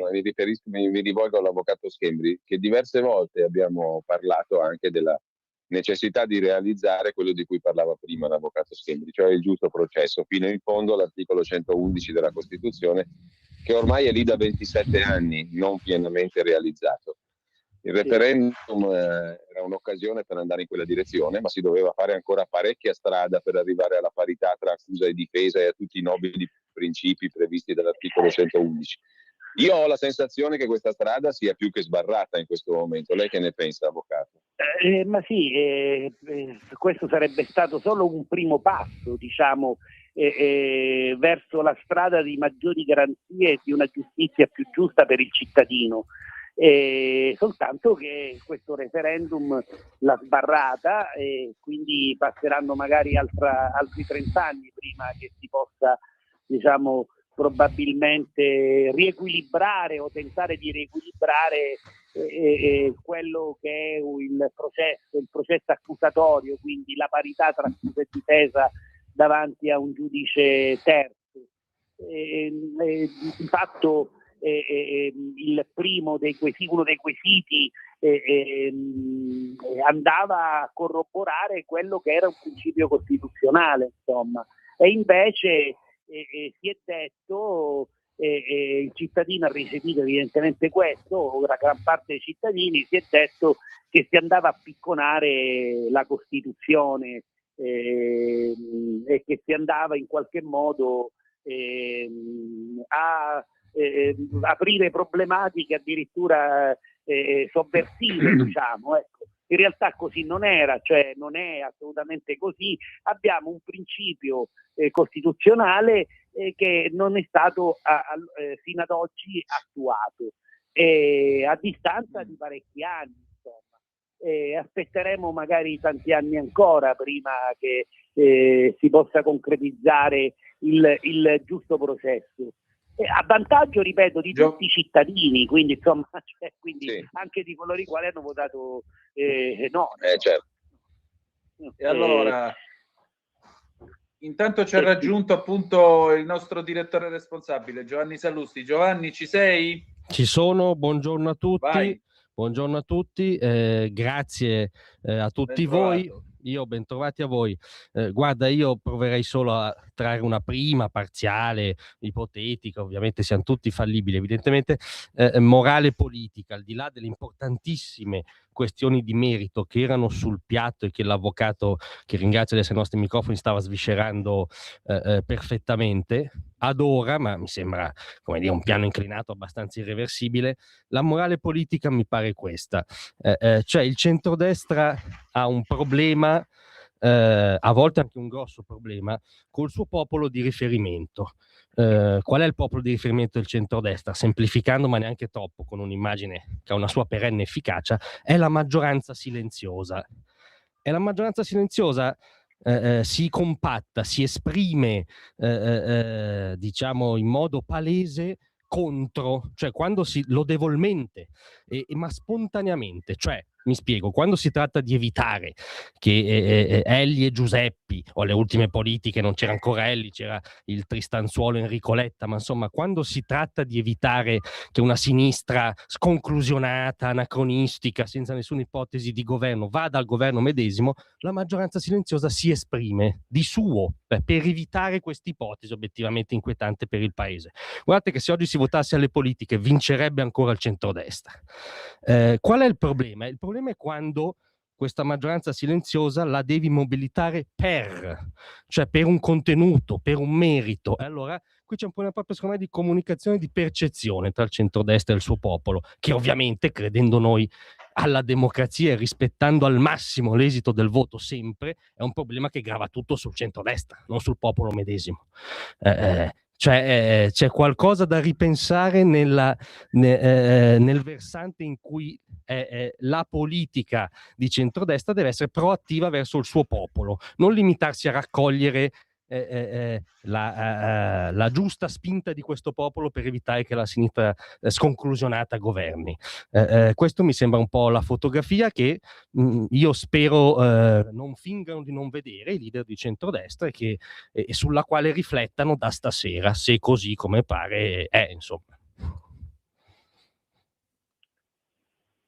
Pronto? Sì, diciamo che prego. No, devo fare due riflessioni, una che mi fa sorridere.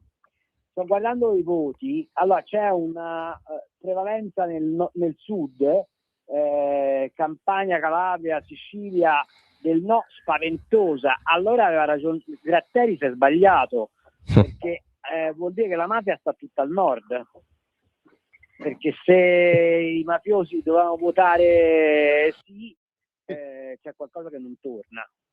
Ma questa è una battuta. La cosa che diceva il direttore Giovanni è condivisibile, ma ci aggiungerei un altro pezzo, che non è solo maggioranza silenziosa, è anche ceti produttivi, è anche mondo delle professioni, è anche riferimento culturale alto.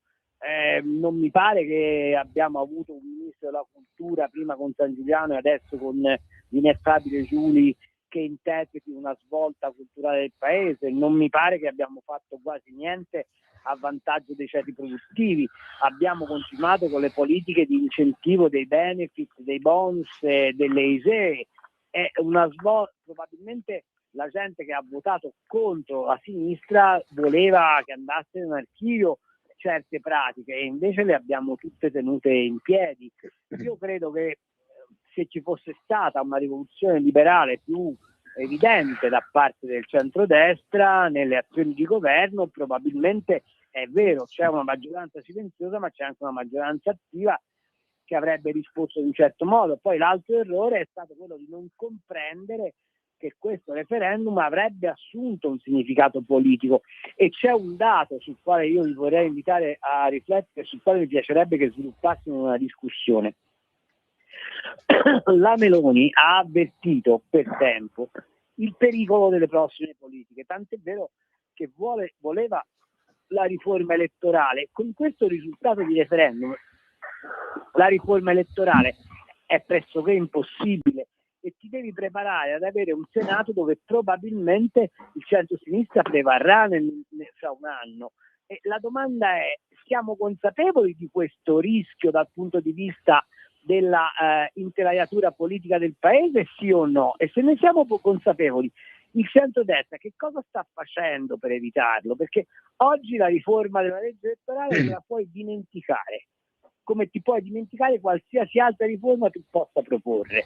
Praticamente noi avremo, dal punto di vista dell'impatto istituzionale, un governo agli arresti domiciliari da qui alle prossime politiche, perché ovviamente il centro-sinistra si farà forte di questo risultato elettorale, che devo dire, state attenti, ha un altro elemento di criticità per il centrodestra, che è veramente un risultato elettorale di schieramento. Cioè, quando c'è stato il referendum pro o contro Renzi, che lui ha sbagliato fra l'altro a politicizzarlo, era molto più frastagliato il fronte. Stavolta era evidente, campo largo contro centrodestra, e il centrodestra esce sconfitto. Quindi bisogna trarne una conseguenza politica profonda e molto rapida per passare immediatamente, se ci si riesce, alla controffensiva, con la consapevolezza che fra un anno potresti seriamente rischiare di perdere le elezioni. Allora, prima di tornare sul quadro politico, io vorrei, anche per rispetto del nostro ospite, sentire, poi ha un impegno, sentire il punto tecnico finale. Coinvolgo l'avvocato Schenghi, se è ancora con noi. Se non c'è, lo salutiamo. L'intervento a gamba tesa Sì. mi sembrava indispensabile.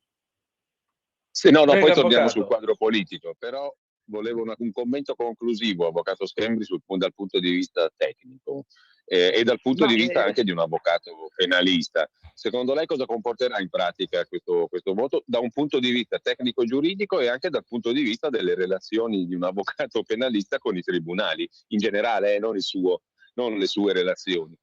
Se cambia qualcosa, secondo lei, nei rapporti? Il problema è che non cambia un bel nulla, e quindi resta tutto così com'è, e questo sarà, ripeto, un grosso problema per il cittadino che si approccerà alla giustizia. Sarebbe cambiato tanto con il sì, insomma, invece tanto, o meglio, sarebbe stato un buon inizio, perché diciamo la realizzazione finalmente del giusto processo, di un giudice realmente terzo, la disapplicazione del potere delle correnti, e anche, diciamo, la responsabilità laddove si sbaglia, quindi la sanzione disciplinare ai magistrati che sbagliano, e adesso resterà invece tutto come prima, e questo, diciamo, naturalmente andrà a intaccare, a incidere anzi sul cittadino, proprio sul cittadino. Dicevo prima, per quanto riguarda le riforme in campo per quanto riguarda le riforme in campo di giustizia, ci ritroviamo a questi microfoni tra 35 anni, insomma. Beh sì, adesso ci saranno sicuramente tempi molto lunghi, del resto, diciamo, la modifica del 111 era, se non sbaglio, proprio un governo di sinistra, 99. il governo D'Alema, che l'aveva modificato, quindi insomma non si è attuato quello che prevede la Costituzione. Certo, sentivo da un punto di vista dell'aspetto politico, evidentemente si è sbagliato a spiegare in modo semplice al cittadino quali fossero le implicazioni anche del no e si è caduti in una trappola, in una sorta di trappola per quanto riguarda appunto il referendum, perché sono passate tante balle di fatto da parte del no su quello che sarebbe accaduto nel caso in cui avesse vinto il sì, insomma, cioè dicevo prima una sorta di attentato alla Costituzione che mi sembra che abbia coinvolto molto il voto dei giovani elettori che senza conoscere bene il quesito sono andati a votare no perché è come se dopo questo voto si potesse giungere a sovvertire la Repubblica, insomma. Quindi quando insomma invece era pacifico che si faceva un passo avanti concreto nel mondo della giustizia che andava a garantire proprio i diritti del cittadino. Certo, gli ultimi fatti di cronaca che hanno coinvolto rappresentanti governativi non hanno certamente giovato perché diciamo la narrazione che si è avuto di quei fatti andava in qualche modo a combaciare con quelle che erano sostanzialmente diciamo le fake news che erano state divulgate da parte dei sostenitori del no, insomma da quel versante politico lì. E però è andata così, una grande delusione per chi naturalmente fa parte di questo mondo, perché, ripeto, per il cittadino che si approccia ad un processo e che sgomento molto spesso entra in un'aula di giustizia e solo allora comprende quello che accade in un'aula di giustizia, sarà veramente dura, insomma. Allora, grazie Avvocato Schembri. Riflessioni anche di carattere politico e vi saluto e grazie per l'attenzione. Grazie. Grazie Avvocato. Grazie ancora. Grazie ecco. a tutti, grazie. Però punto, mi rivolgo a tutti voi, tutti noi. A me da cittadino proprio mi girano le scatole. Per quel motivo che diceva l'Avvocato Schembri, lo dico in maniera meno formale, eccetera, però mi girano veramente le scatole. Si è persa un'occasione grossa. Adesso, al di là dei ragionamenti politici molto interessanti che se ne possono trarre, però per il cittadino che non patteggia, che non fa parte di un partito politico, della maggioranza o dell'opposizione, credo che sia stata veramente un'occasione enorme persa. Con questo anch'io me ne devo andare. In effetti girano anche a me. Giovanni, a te girano? Girano parecchio, girano tantissimo, ma diciamo che dovrebbero girare a chiunque. Questa è una delle cose che evidentemente non si è riuscito a spiegare adeguatamente, perché chiunque, compreso molti di quelli che hanno votato no, non tutti, perché poi lì ci sarà una quota di corporazione, ma essendo come dire, il consenso così ampio, molti di quelli che hanno votato no potrebbero essere essi stessi Joseph K, per stare al libro di Kafka, cioè imbattersi senza poi alcuna ragione oggettiva razionale in un Moloch della giustizia che in Italia rimane cronaca, dato il risultato del referendum, è un'anomalia rispetto ai sistemi della giustizia tendenzialmente codificati nelle democrazie occidentali. Quindi sì, mi girano parecchio. Fammi solo aggiungere, prima di lasciarvi anche per dedicarmi alla fattura del nostro sito e a tutto quello che gira intorno a Radio Libertà, che ha perfettamente ragione Carlo Cambio, condivido la sua descrizione sociologica della maggioranza silenziosa, no? Che d'altronde è insita nella storia dell'espressione proprio, e da questo punto di vista i ceti produttivi, visto che siamo a poche ore in fondo, no? Dalla scomparsa di colui che per primo ne fece la ragione sociale di un nuovo soggetto politico, forse per la prima volta nella storia della Repubblica. Da questo punto di vista sicuramente l'azione di governo è il bicchiere mezzo vuoto, cioè si è fatta lodevole manutenzione, si è andato incontro per esempio ai ceti medio-bassi da un punto di vista fiscale. Attendiamo ancora la rivoluzione fiscale che quella stessa maggioranza silenziosa vorrebbe. Quindi io la voglio girare in positivo, spero che sia uno sprone, diciamo, per un centrodestra privo di soggezione, no? Anzitutto culturale verso l'avversario. Dico proprio in chiusura, sempre pensando a questi giorni di commemorazione, no, dell'avventura politica e umana di Umberto Bossi, sarà interessante vedere il voto in Lombardia e Veneto, non perché cambi l'analisi complessiva, che quella è, non è che, come dire, è in nostro potere cambiarla, però se Lombardia e Veneto fossero in palese controtendenza rispetto al paese, a maggior ragione vorrebbe dire che quella questione settentrionale è ancora tutta lì sul tavolo, insomma. Grazie Antonino, e per quanto mi riguarda ci aggiorniamo dopo, vi lascio al proseguo Un della saluto, vostra analisi. salve a tutti, vado anch'io, ciao. Ciao Carlo, ti ringrazio Ok. Ciao Giovanni, un abbraccio, buon lavoro. a prestissimo. Grazie. A voi. Allora, a voi. noi riprendiamo la linea, grazie intanto. Allora, grazie a Giovanni Sallusti, grazie a Giulio Cainarca, siamo qua io e Carlo Cambi, le 16:30 minuti e 5 secondi. C'è una telefonata, pronto, chi è là? Sì, pronto, buonasera, chiamo da Trieste. Io volevo solo dare un piccolo Ben esempio di come la destra si è dimostrata democratica. Un paio di giorni fa la Meloni ha fatto un selfie con un ragazzo, e questo, facendo il selfie, gli ha detto guardi che io voto no. La sua risposta è stata: e questa è la democrazia. Invece avrebbe dovuto chiedergli: e spiegami perché. Avrebbe fatto una figura non di merda, di più, e questo ci avrebbe fatto prendere in posa anche 1 milione di voti. Ciao. Carlo. Beh sì, È sparito. ma vi dico, la Meloni non voleva in nessun modo comparire in questa campagna elettorale. Allora, facciamo un attimo di retrospettiva. Siamo partiti con la convinzione che il sì avrebbe stravinto, ok? E questo i sondaggi ci hanno raccontato per più di un mese. Poi nelle ultime 2 settimane la forbice fra sì e no si è assottigliata. A quel punto sono andati tutti dalla Meloni dicendo: oh, mettici la faccia perché altrimenti... E lei ci ha messo la faccia, ma non era per nulla convinta di metterci la faccia, perché lei voleva tenersi distante. D'altra parte l'ha detto: se votate no vi tenete questa giustizia, ma vi tenete anche me, perché tanto io non mi dimetto. Quindi la spinta al voto del sì dal punto di vista della pancia elettorale non c'è stata. Dal punto di vista tecnico era complicato spiegarlo al popolo che cosa significava. Ci voleva molto più. Io, per esempio, ti faccio un caso. Il mio giornale, La Verità, ha ospitato decine di scritti di magistrati che spiegavano perché loro erano a favore del sì.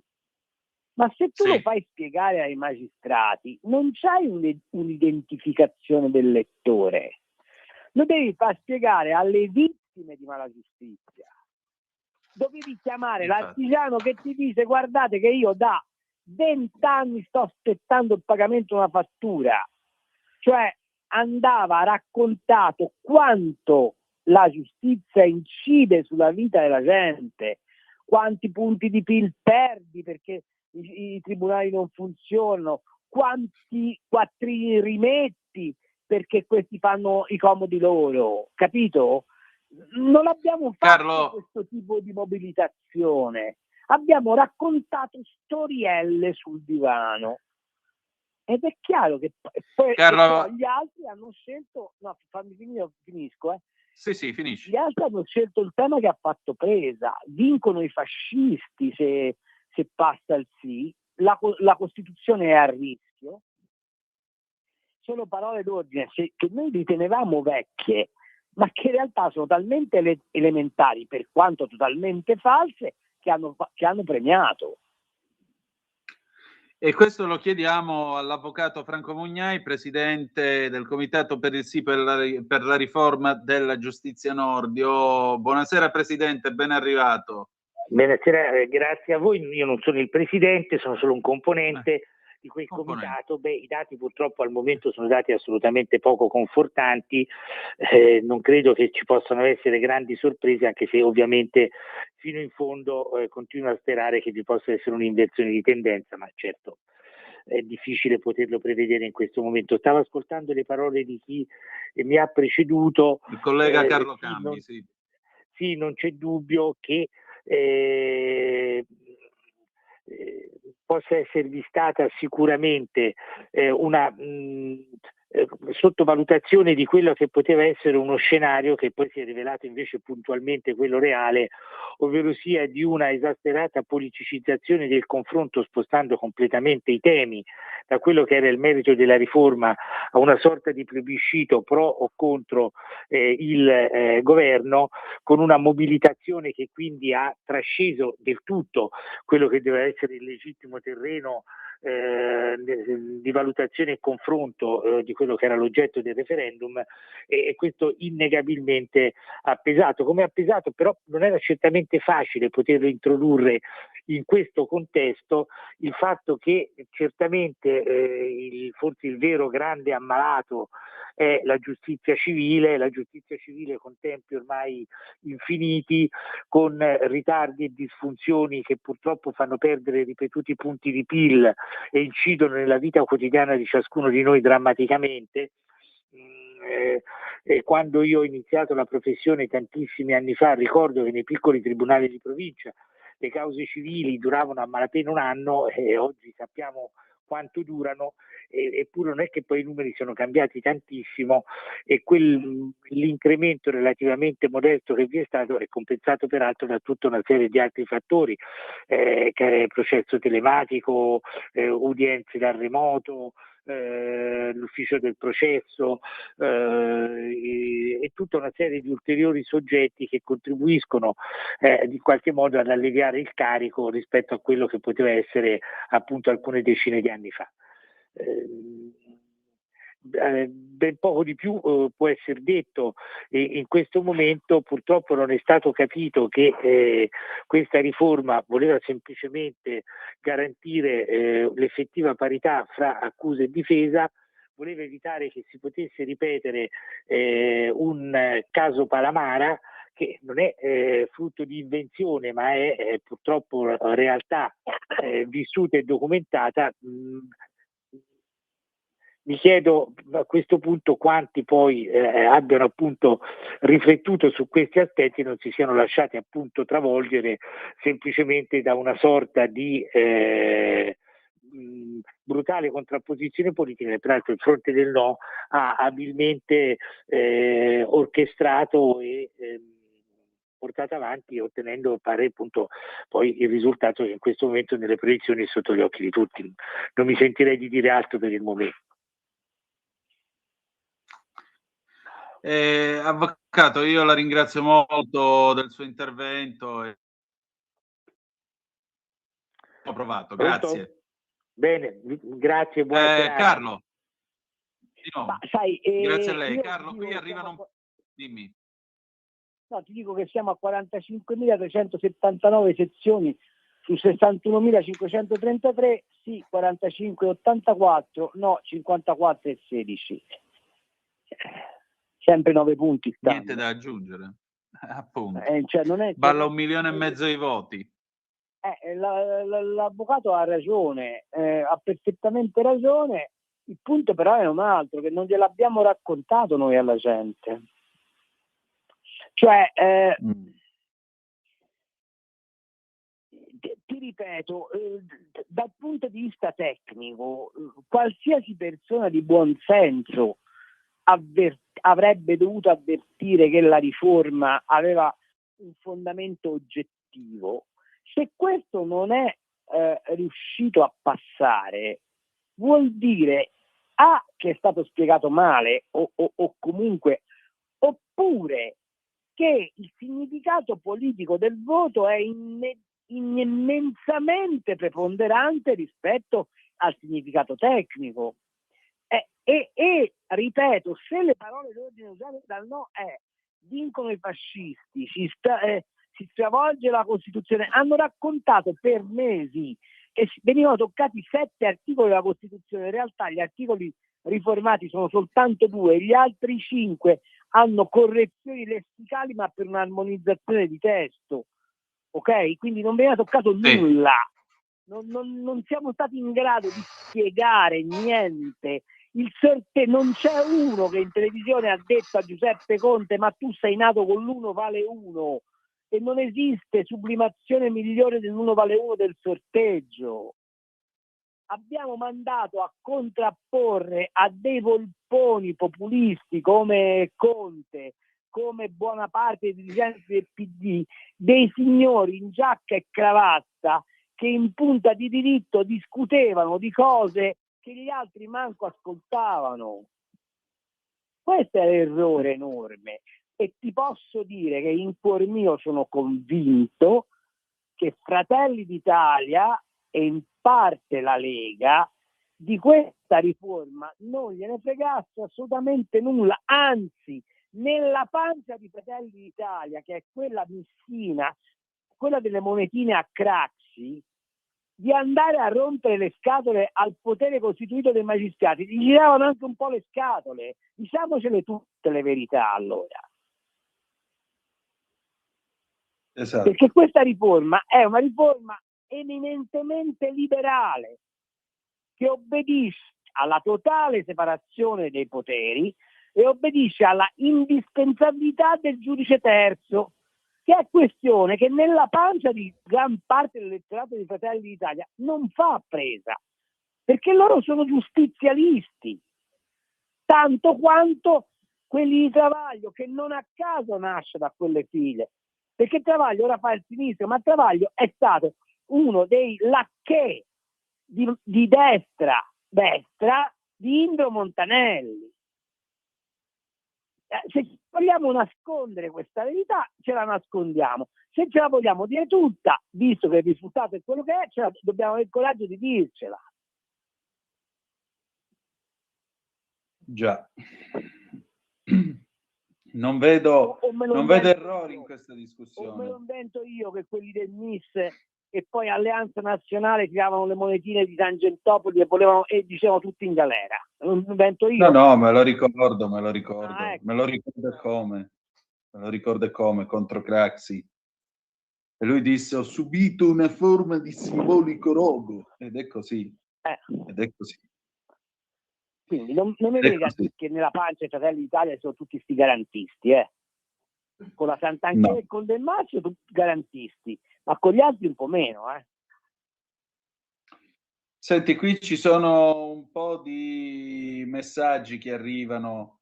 Buongiorno, poche parole, siamo uno Stato che vuole vivere di sé, clandestini, magistrati che non pagano gli errori, o cambiamo noi o nulla cambierà. Aldo. Ancora, bravo Carlo, aggiungo che all'ONU Tajani ha fatto votare a favore degli arcobaleniti. Marco.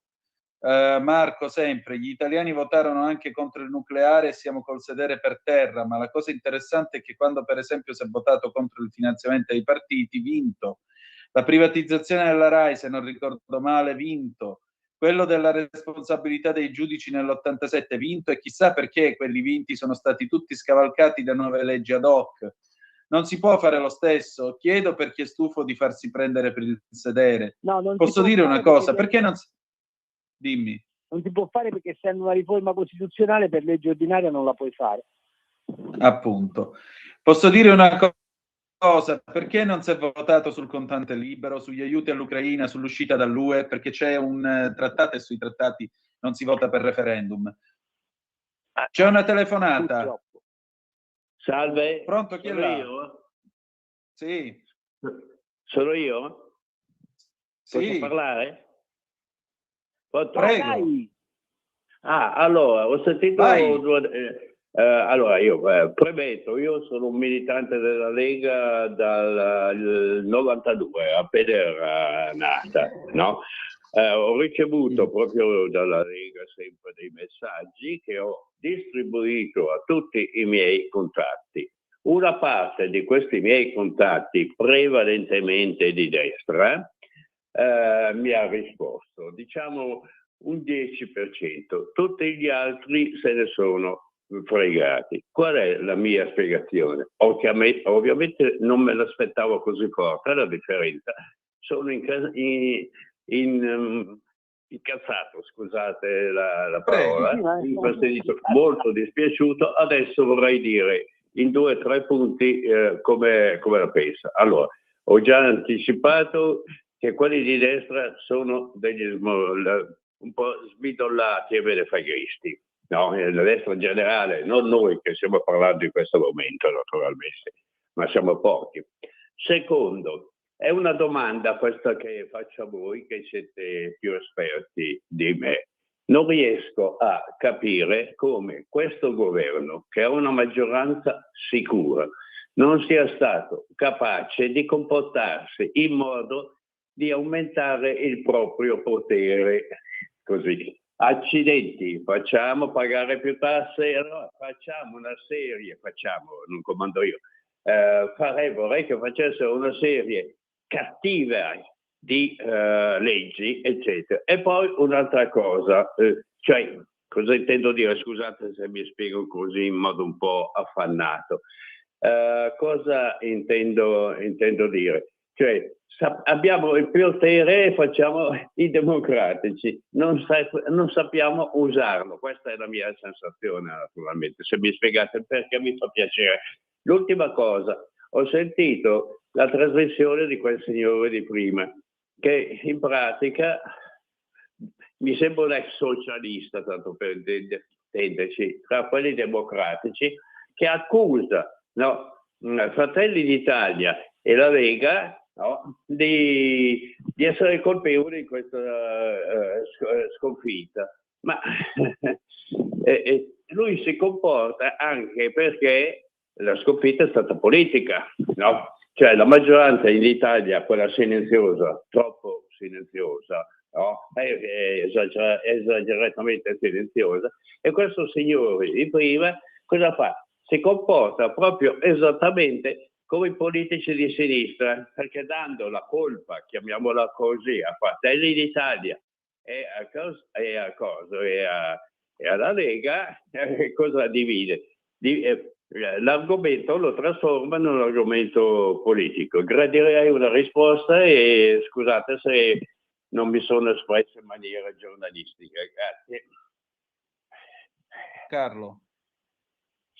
E non so che cosa voglia dire esercitare il potere in maniera diversa.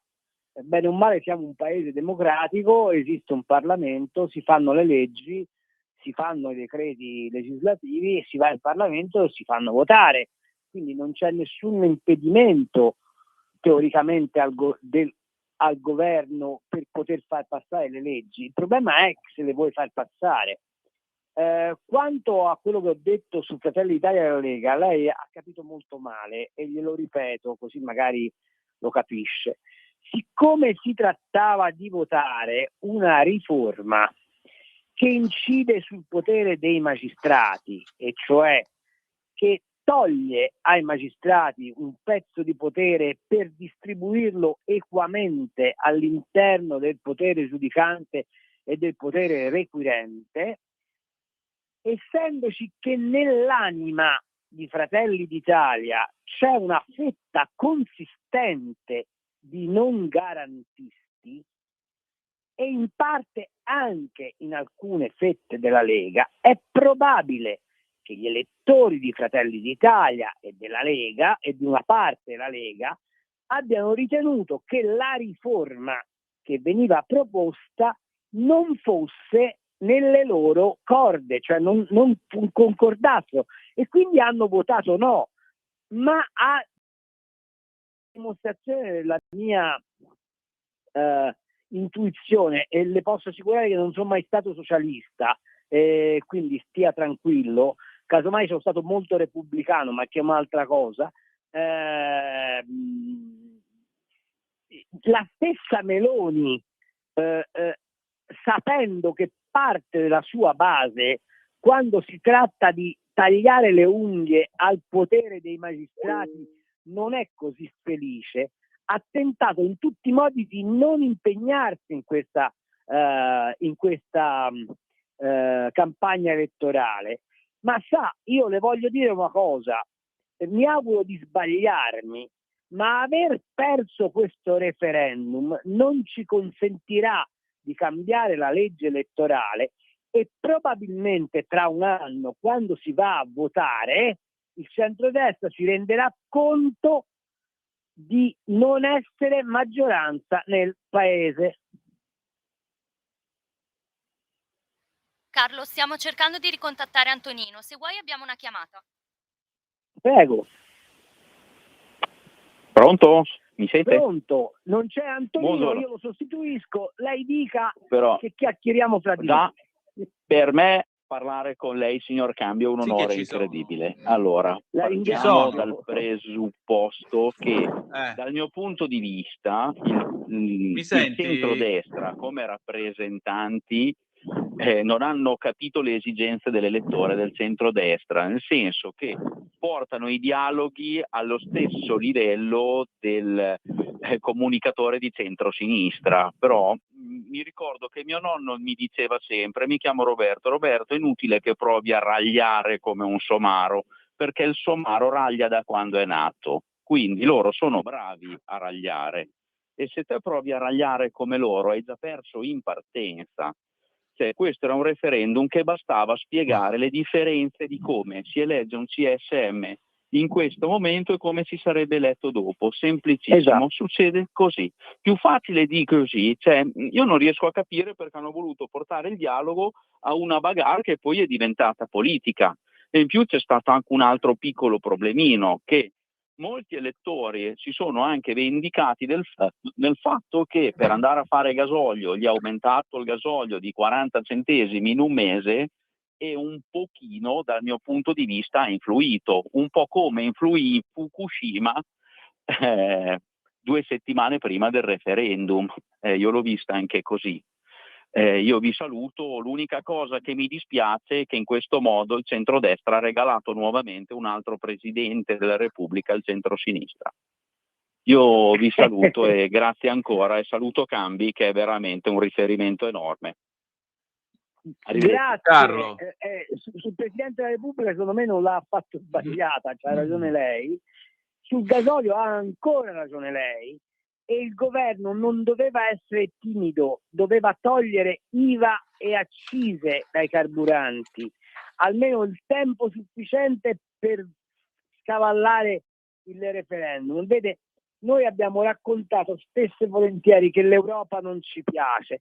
Poi ci basta avere un commissario come Raffaele Fitto per ingessare l'azione dell'Italia contro l'Europa. E infatti avrà notato ultimamente il governo italiano è molto a sostegno della signora von der Leyen. Io non credo che gli editori di centrodestra siano così contenti di questo tipo di politica. Quindi al momento opportuno ci hanno bastonato. Ma soprattutto, ha ragione lei, bastava spiegare la differenza tra il prima e il dopo, ma soprattutto l'incidenza sulla vita delle persone, che significa misurare quanto ti costa una causa sbagliata, quanto puoi rischiare della tua libertà, quanto il magistrato può incidere nella tua vita, e dire: vogliamo semplicemente fare in modo che, siccome c'è scritto nelle aule di tribunale i cittadini sono uguali di fronte alla legge, e siccome le sentenze vengono emesse in nome del popolo italiano, che non ci siano dei cittadini più uguali, cioè i magistrati, e che quando si emette una sentenza sia veramente in nome del popolo italiano e non della convinzione del magistrato medesimo. Bastava raccontare queste cose qua. Non l'abbiamo fatto, o l'abbiamo fatto fare a persone che tecnicamente sono ineccepibili, ma che non hanno abitudine a parlare col popolo degli elettori, e il risultato è quello che abbiamo, e cioè, ve lo dico, 51.429 sezioni scrutinate su 61.533, sì 46.02, no 53.98. Carlo, abbiamo un'altra telefonata. Pronto, chi è là? Sì, buonasera Antonino, buonasera Carlo. Allora, sono d'accordo che è stata sicuramente molto politicizzata la questione e che sicuramente il centrodestra ha delle responsabilità, però dissento un attimo sul fatto che le cose non siano state spiegate. Faccio un esempio: mia figlia di tutto si occupa fuorché di politica ed è tendenzialmente sinistrina, diciamo così. Però ieri, in mezz'ora di conversazione e di suo primo interesse sulla questione, leggendo 3 cose, ha capito benissimo qual era il fulcro della questione, oggi è andata a votare e ha votato. Quindi secondo me c'è anche un po' di ignoranza e di responsabilità da parte della gente, perché comunque non sempre le cose devono essere necessariamente buttate addosso al mondo della politica. Secondo me il cittadino ha anche delle gravi responsabilità sulle scelte o non scelte che prende. Quindi non lo so, io sono un po' borderline su questa questione del fatto che sicuramente ci sono delle responsabilità da parte di chi non ha saputo trasmettere il messaggio, però la gente poi è ignorante, tra virgolette, con tutto il bene che voglio alla gente, dobbiamo anche farcene una ragione, forse. Sbaglio? Carlo. Ma sa, io in politica penso che valga lo stesso quello che vale anche in economia, e cioè c'è l'articolo quinto, chi ha i danè ha vinto, e in politica è uguale, c'è l'articolo quinto, chi ha i voti ha vinto. Poi dire che il popolo non si può dire tutto quello che si vuole, ma siccome la politica è un mercato, se tu metti lì un prodotto che la gente non vuole, la colpa non è della gente che non lo compra, sei tu che hai sbagliato il prodotto. Appunto. Senti, ma secondo te, Carlo, un'altra chiamata, pronto, chi è là? Ciao, Paolo Varese. Ciao Paolo. Allora, complimenti a tutti per il lavoro che fate. Allora, vediamo di essere abbastanza breve. Dottor Cambi, numero 1, mi piacerebbe che lavorassi un po' più a stretto contatto con il nostro capitano, insomma, per dargli delle indicazioni, consulenze, insomma, un po' più a stretto contatto, che sicuramente potremo ottenere dei grandi risultati. Però di base, dopo una giustificazione di quello che è successo, è che l'italiano è un italiota.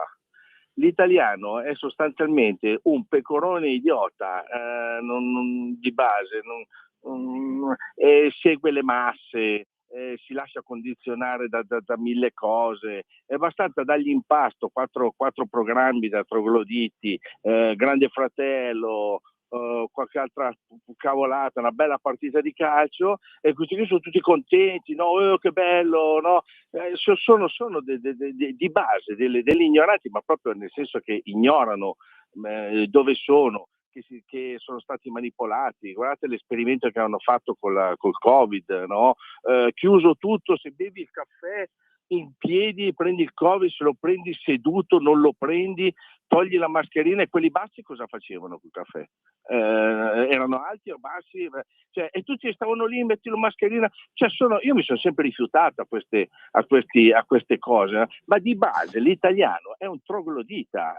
Peccato, perché abbiamo il paese più bello del mondo, perfetto, possiamo vivere di tutto, di cultura, di arte, di persone veloci di mente, smart, ma la maggior parte sono delle grandi pecore, e non ci siamo meritati neanche un Salvini, che al posto di ringraziare, che è andato nella bolgia con il governo che c'era prima, no? nel casino per cercare di arginare le stupidate da deviati mentali della sinistra, al posto di ringraziarlo, che ha messo un argine, l'hanno punito non votandolo.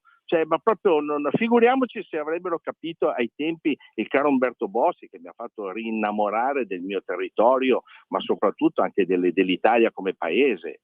No? Ma l'italiano medio è così, e fin quando non ha a che fare, in questo caso, con la magistratura, a me mi hanno fatto fallire, va bene, dei giudici, un giudice di busto arsizio di DM, va bene, e ingiustamente, perché non ero della sua corrente. Io non era della sua corrente chi gli ha presentato il concordato al 100%, roba che non le fanno più adesso, le fanno al 2%, va bene, e quindi io ne ho pagate le conseguenze, mi hanno rovinato la famiglia, ma una roba da pazzi. Ma l'italiano medio, ripeto, purtroppo non si merita dei personaggi, è troppo capra, questa purtroppo è la realtà. Un abbraccio a tutti e avanti tutta.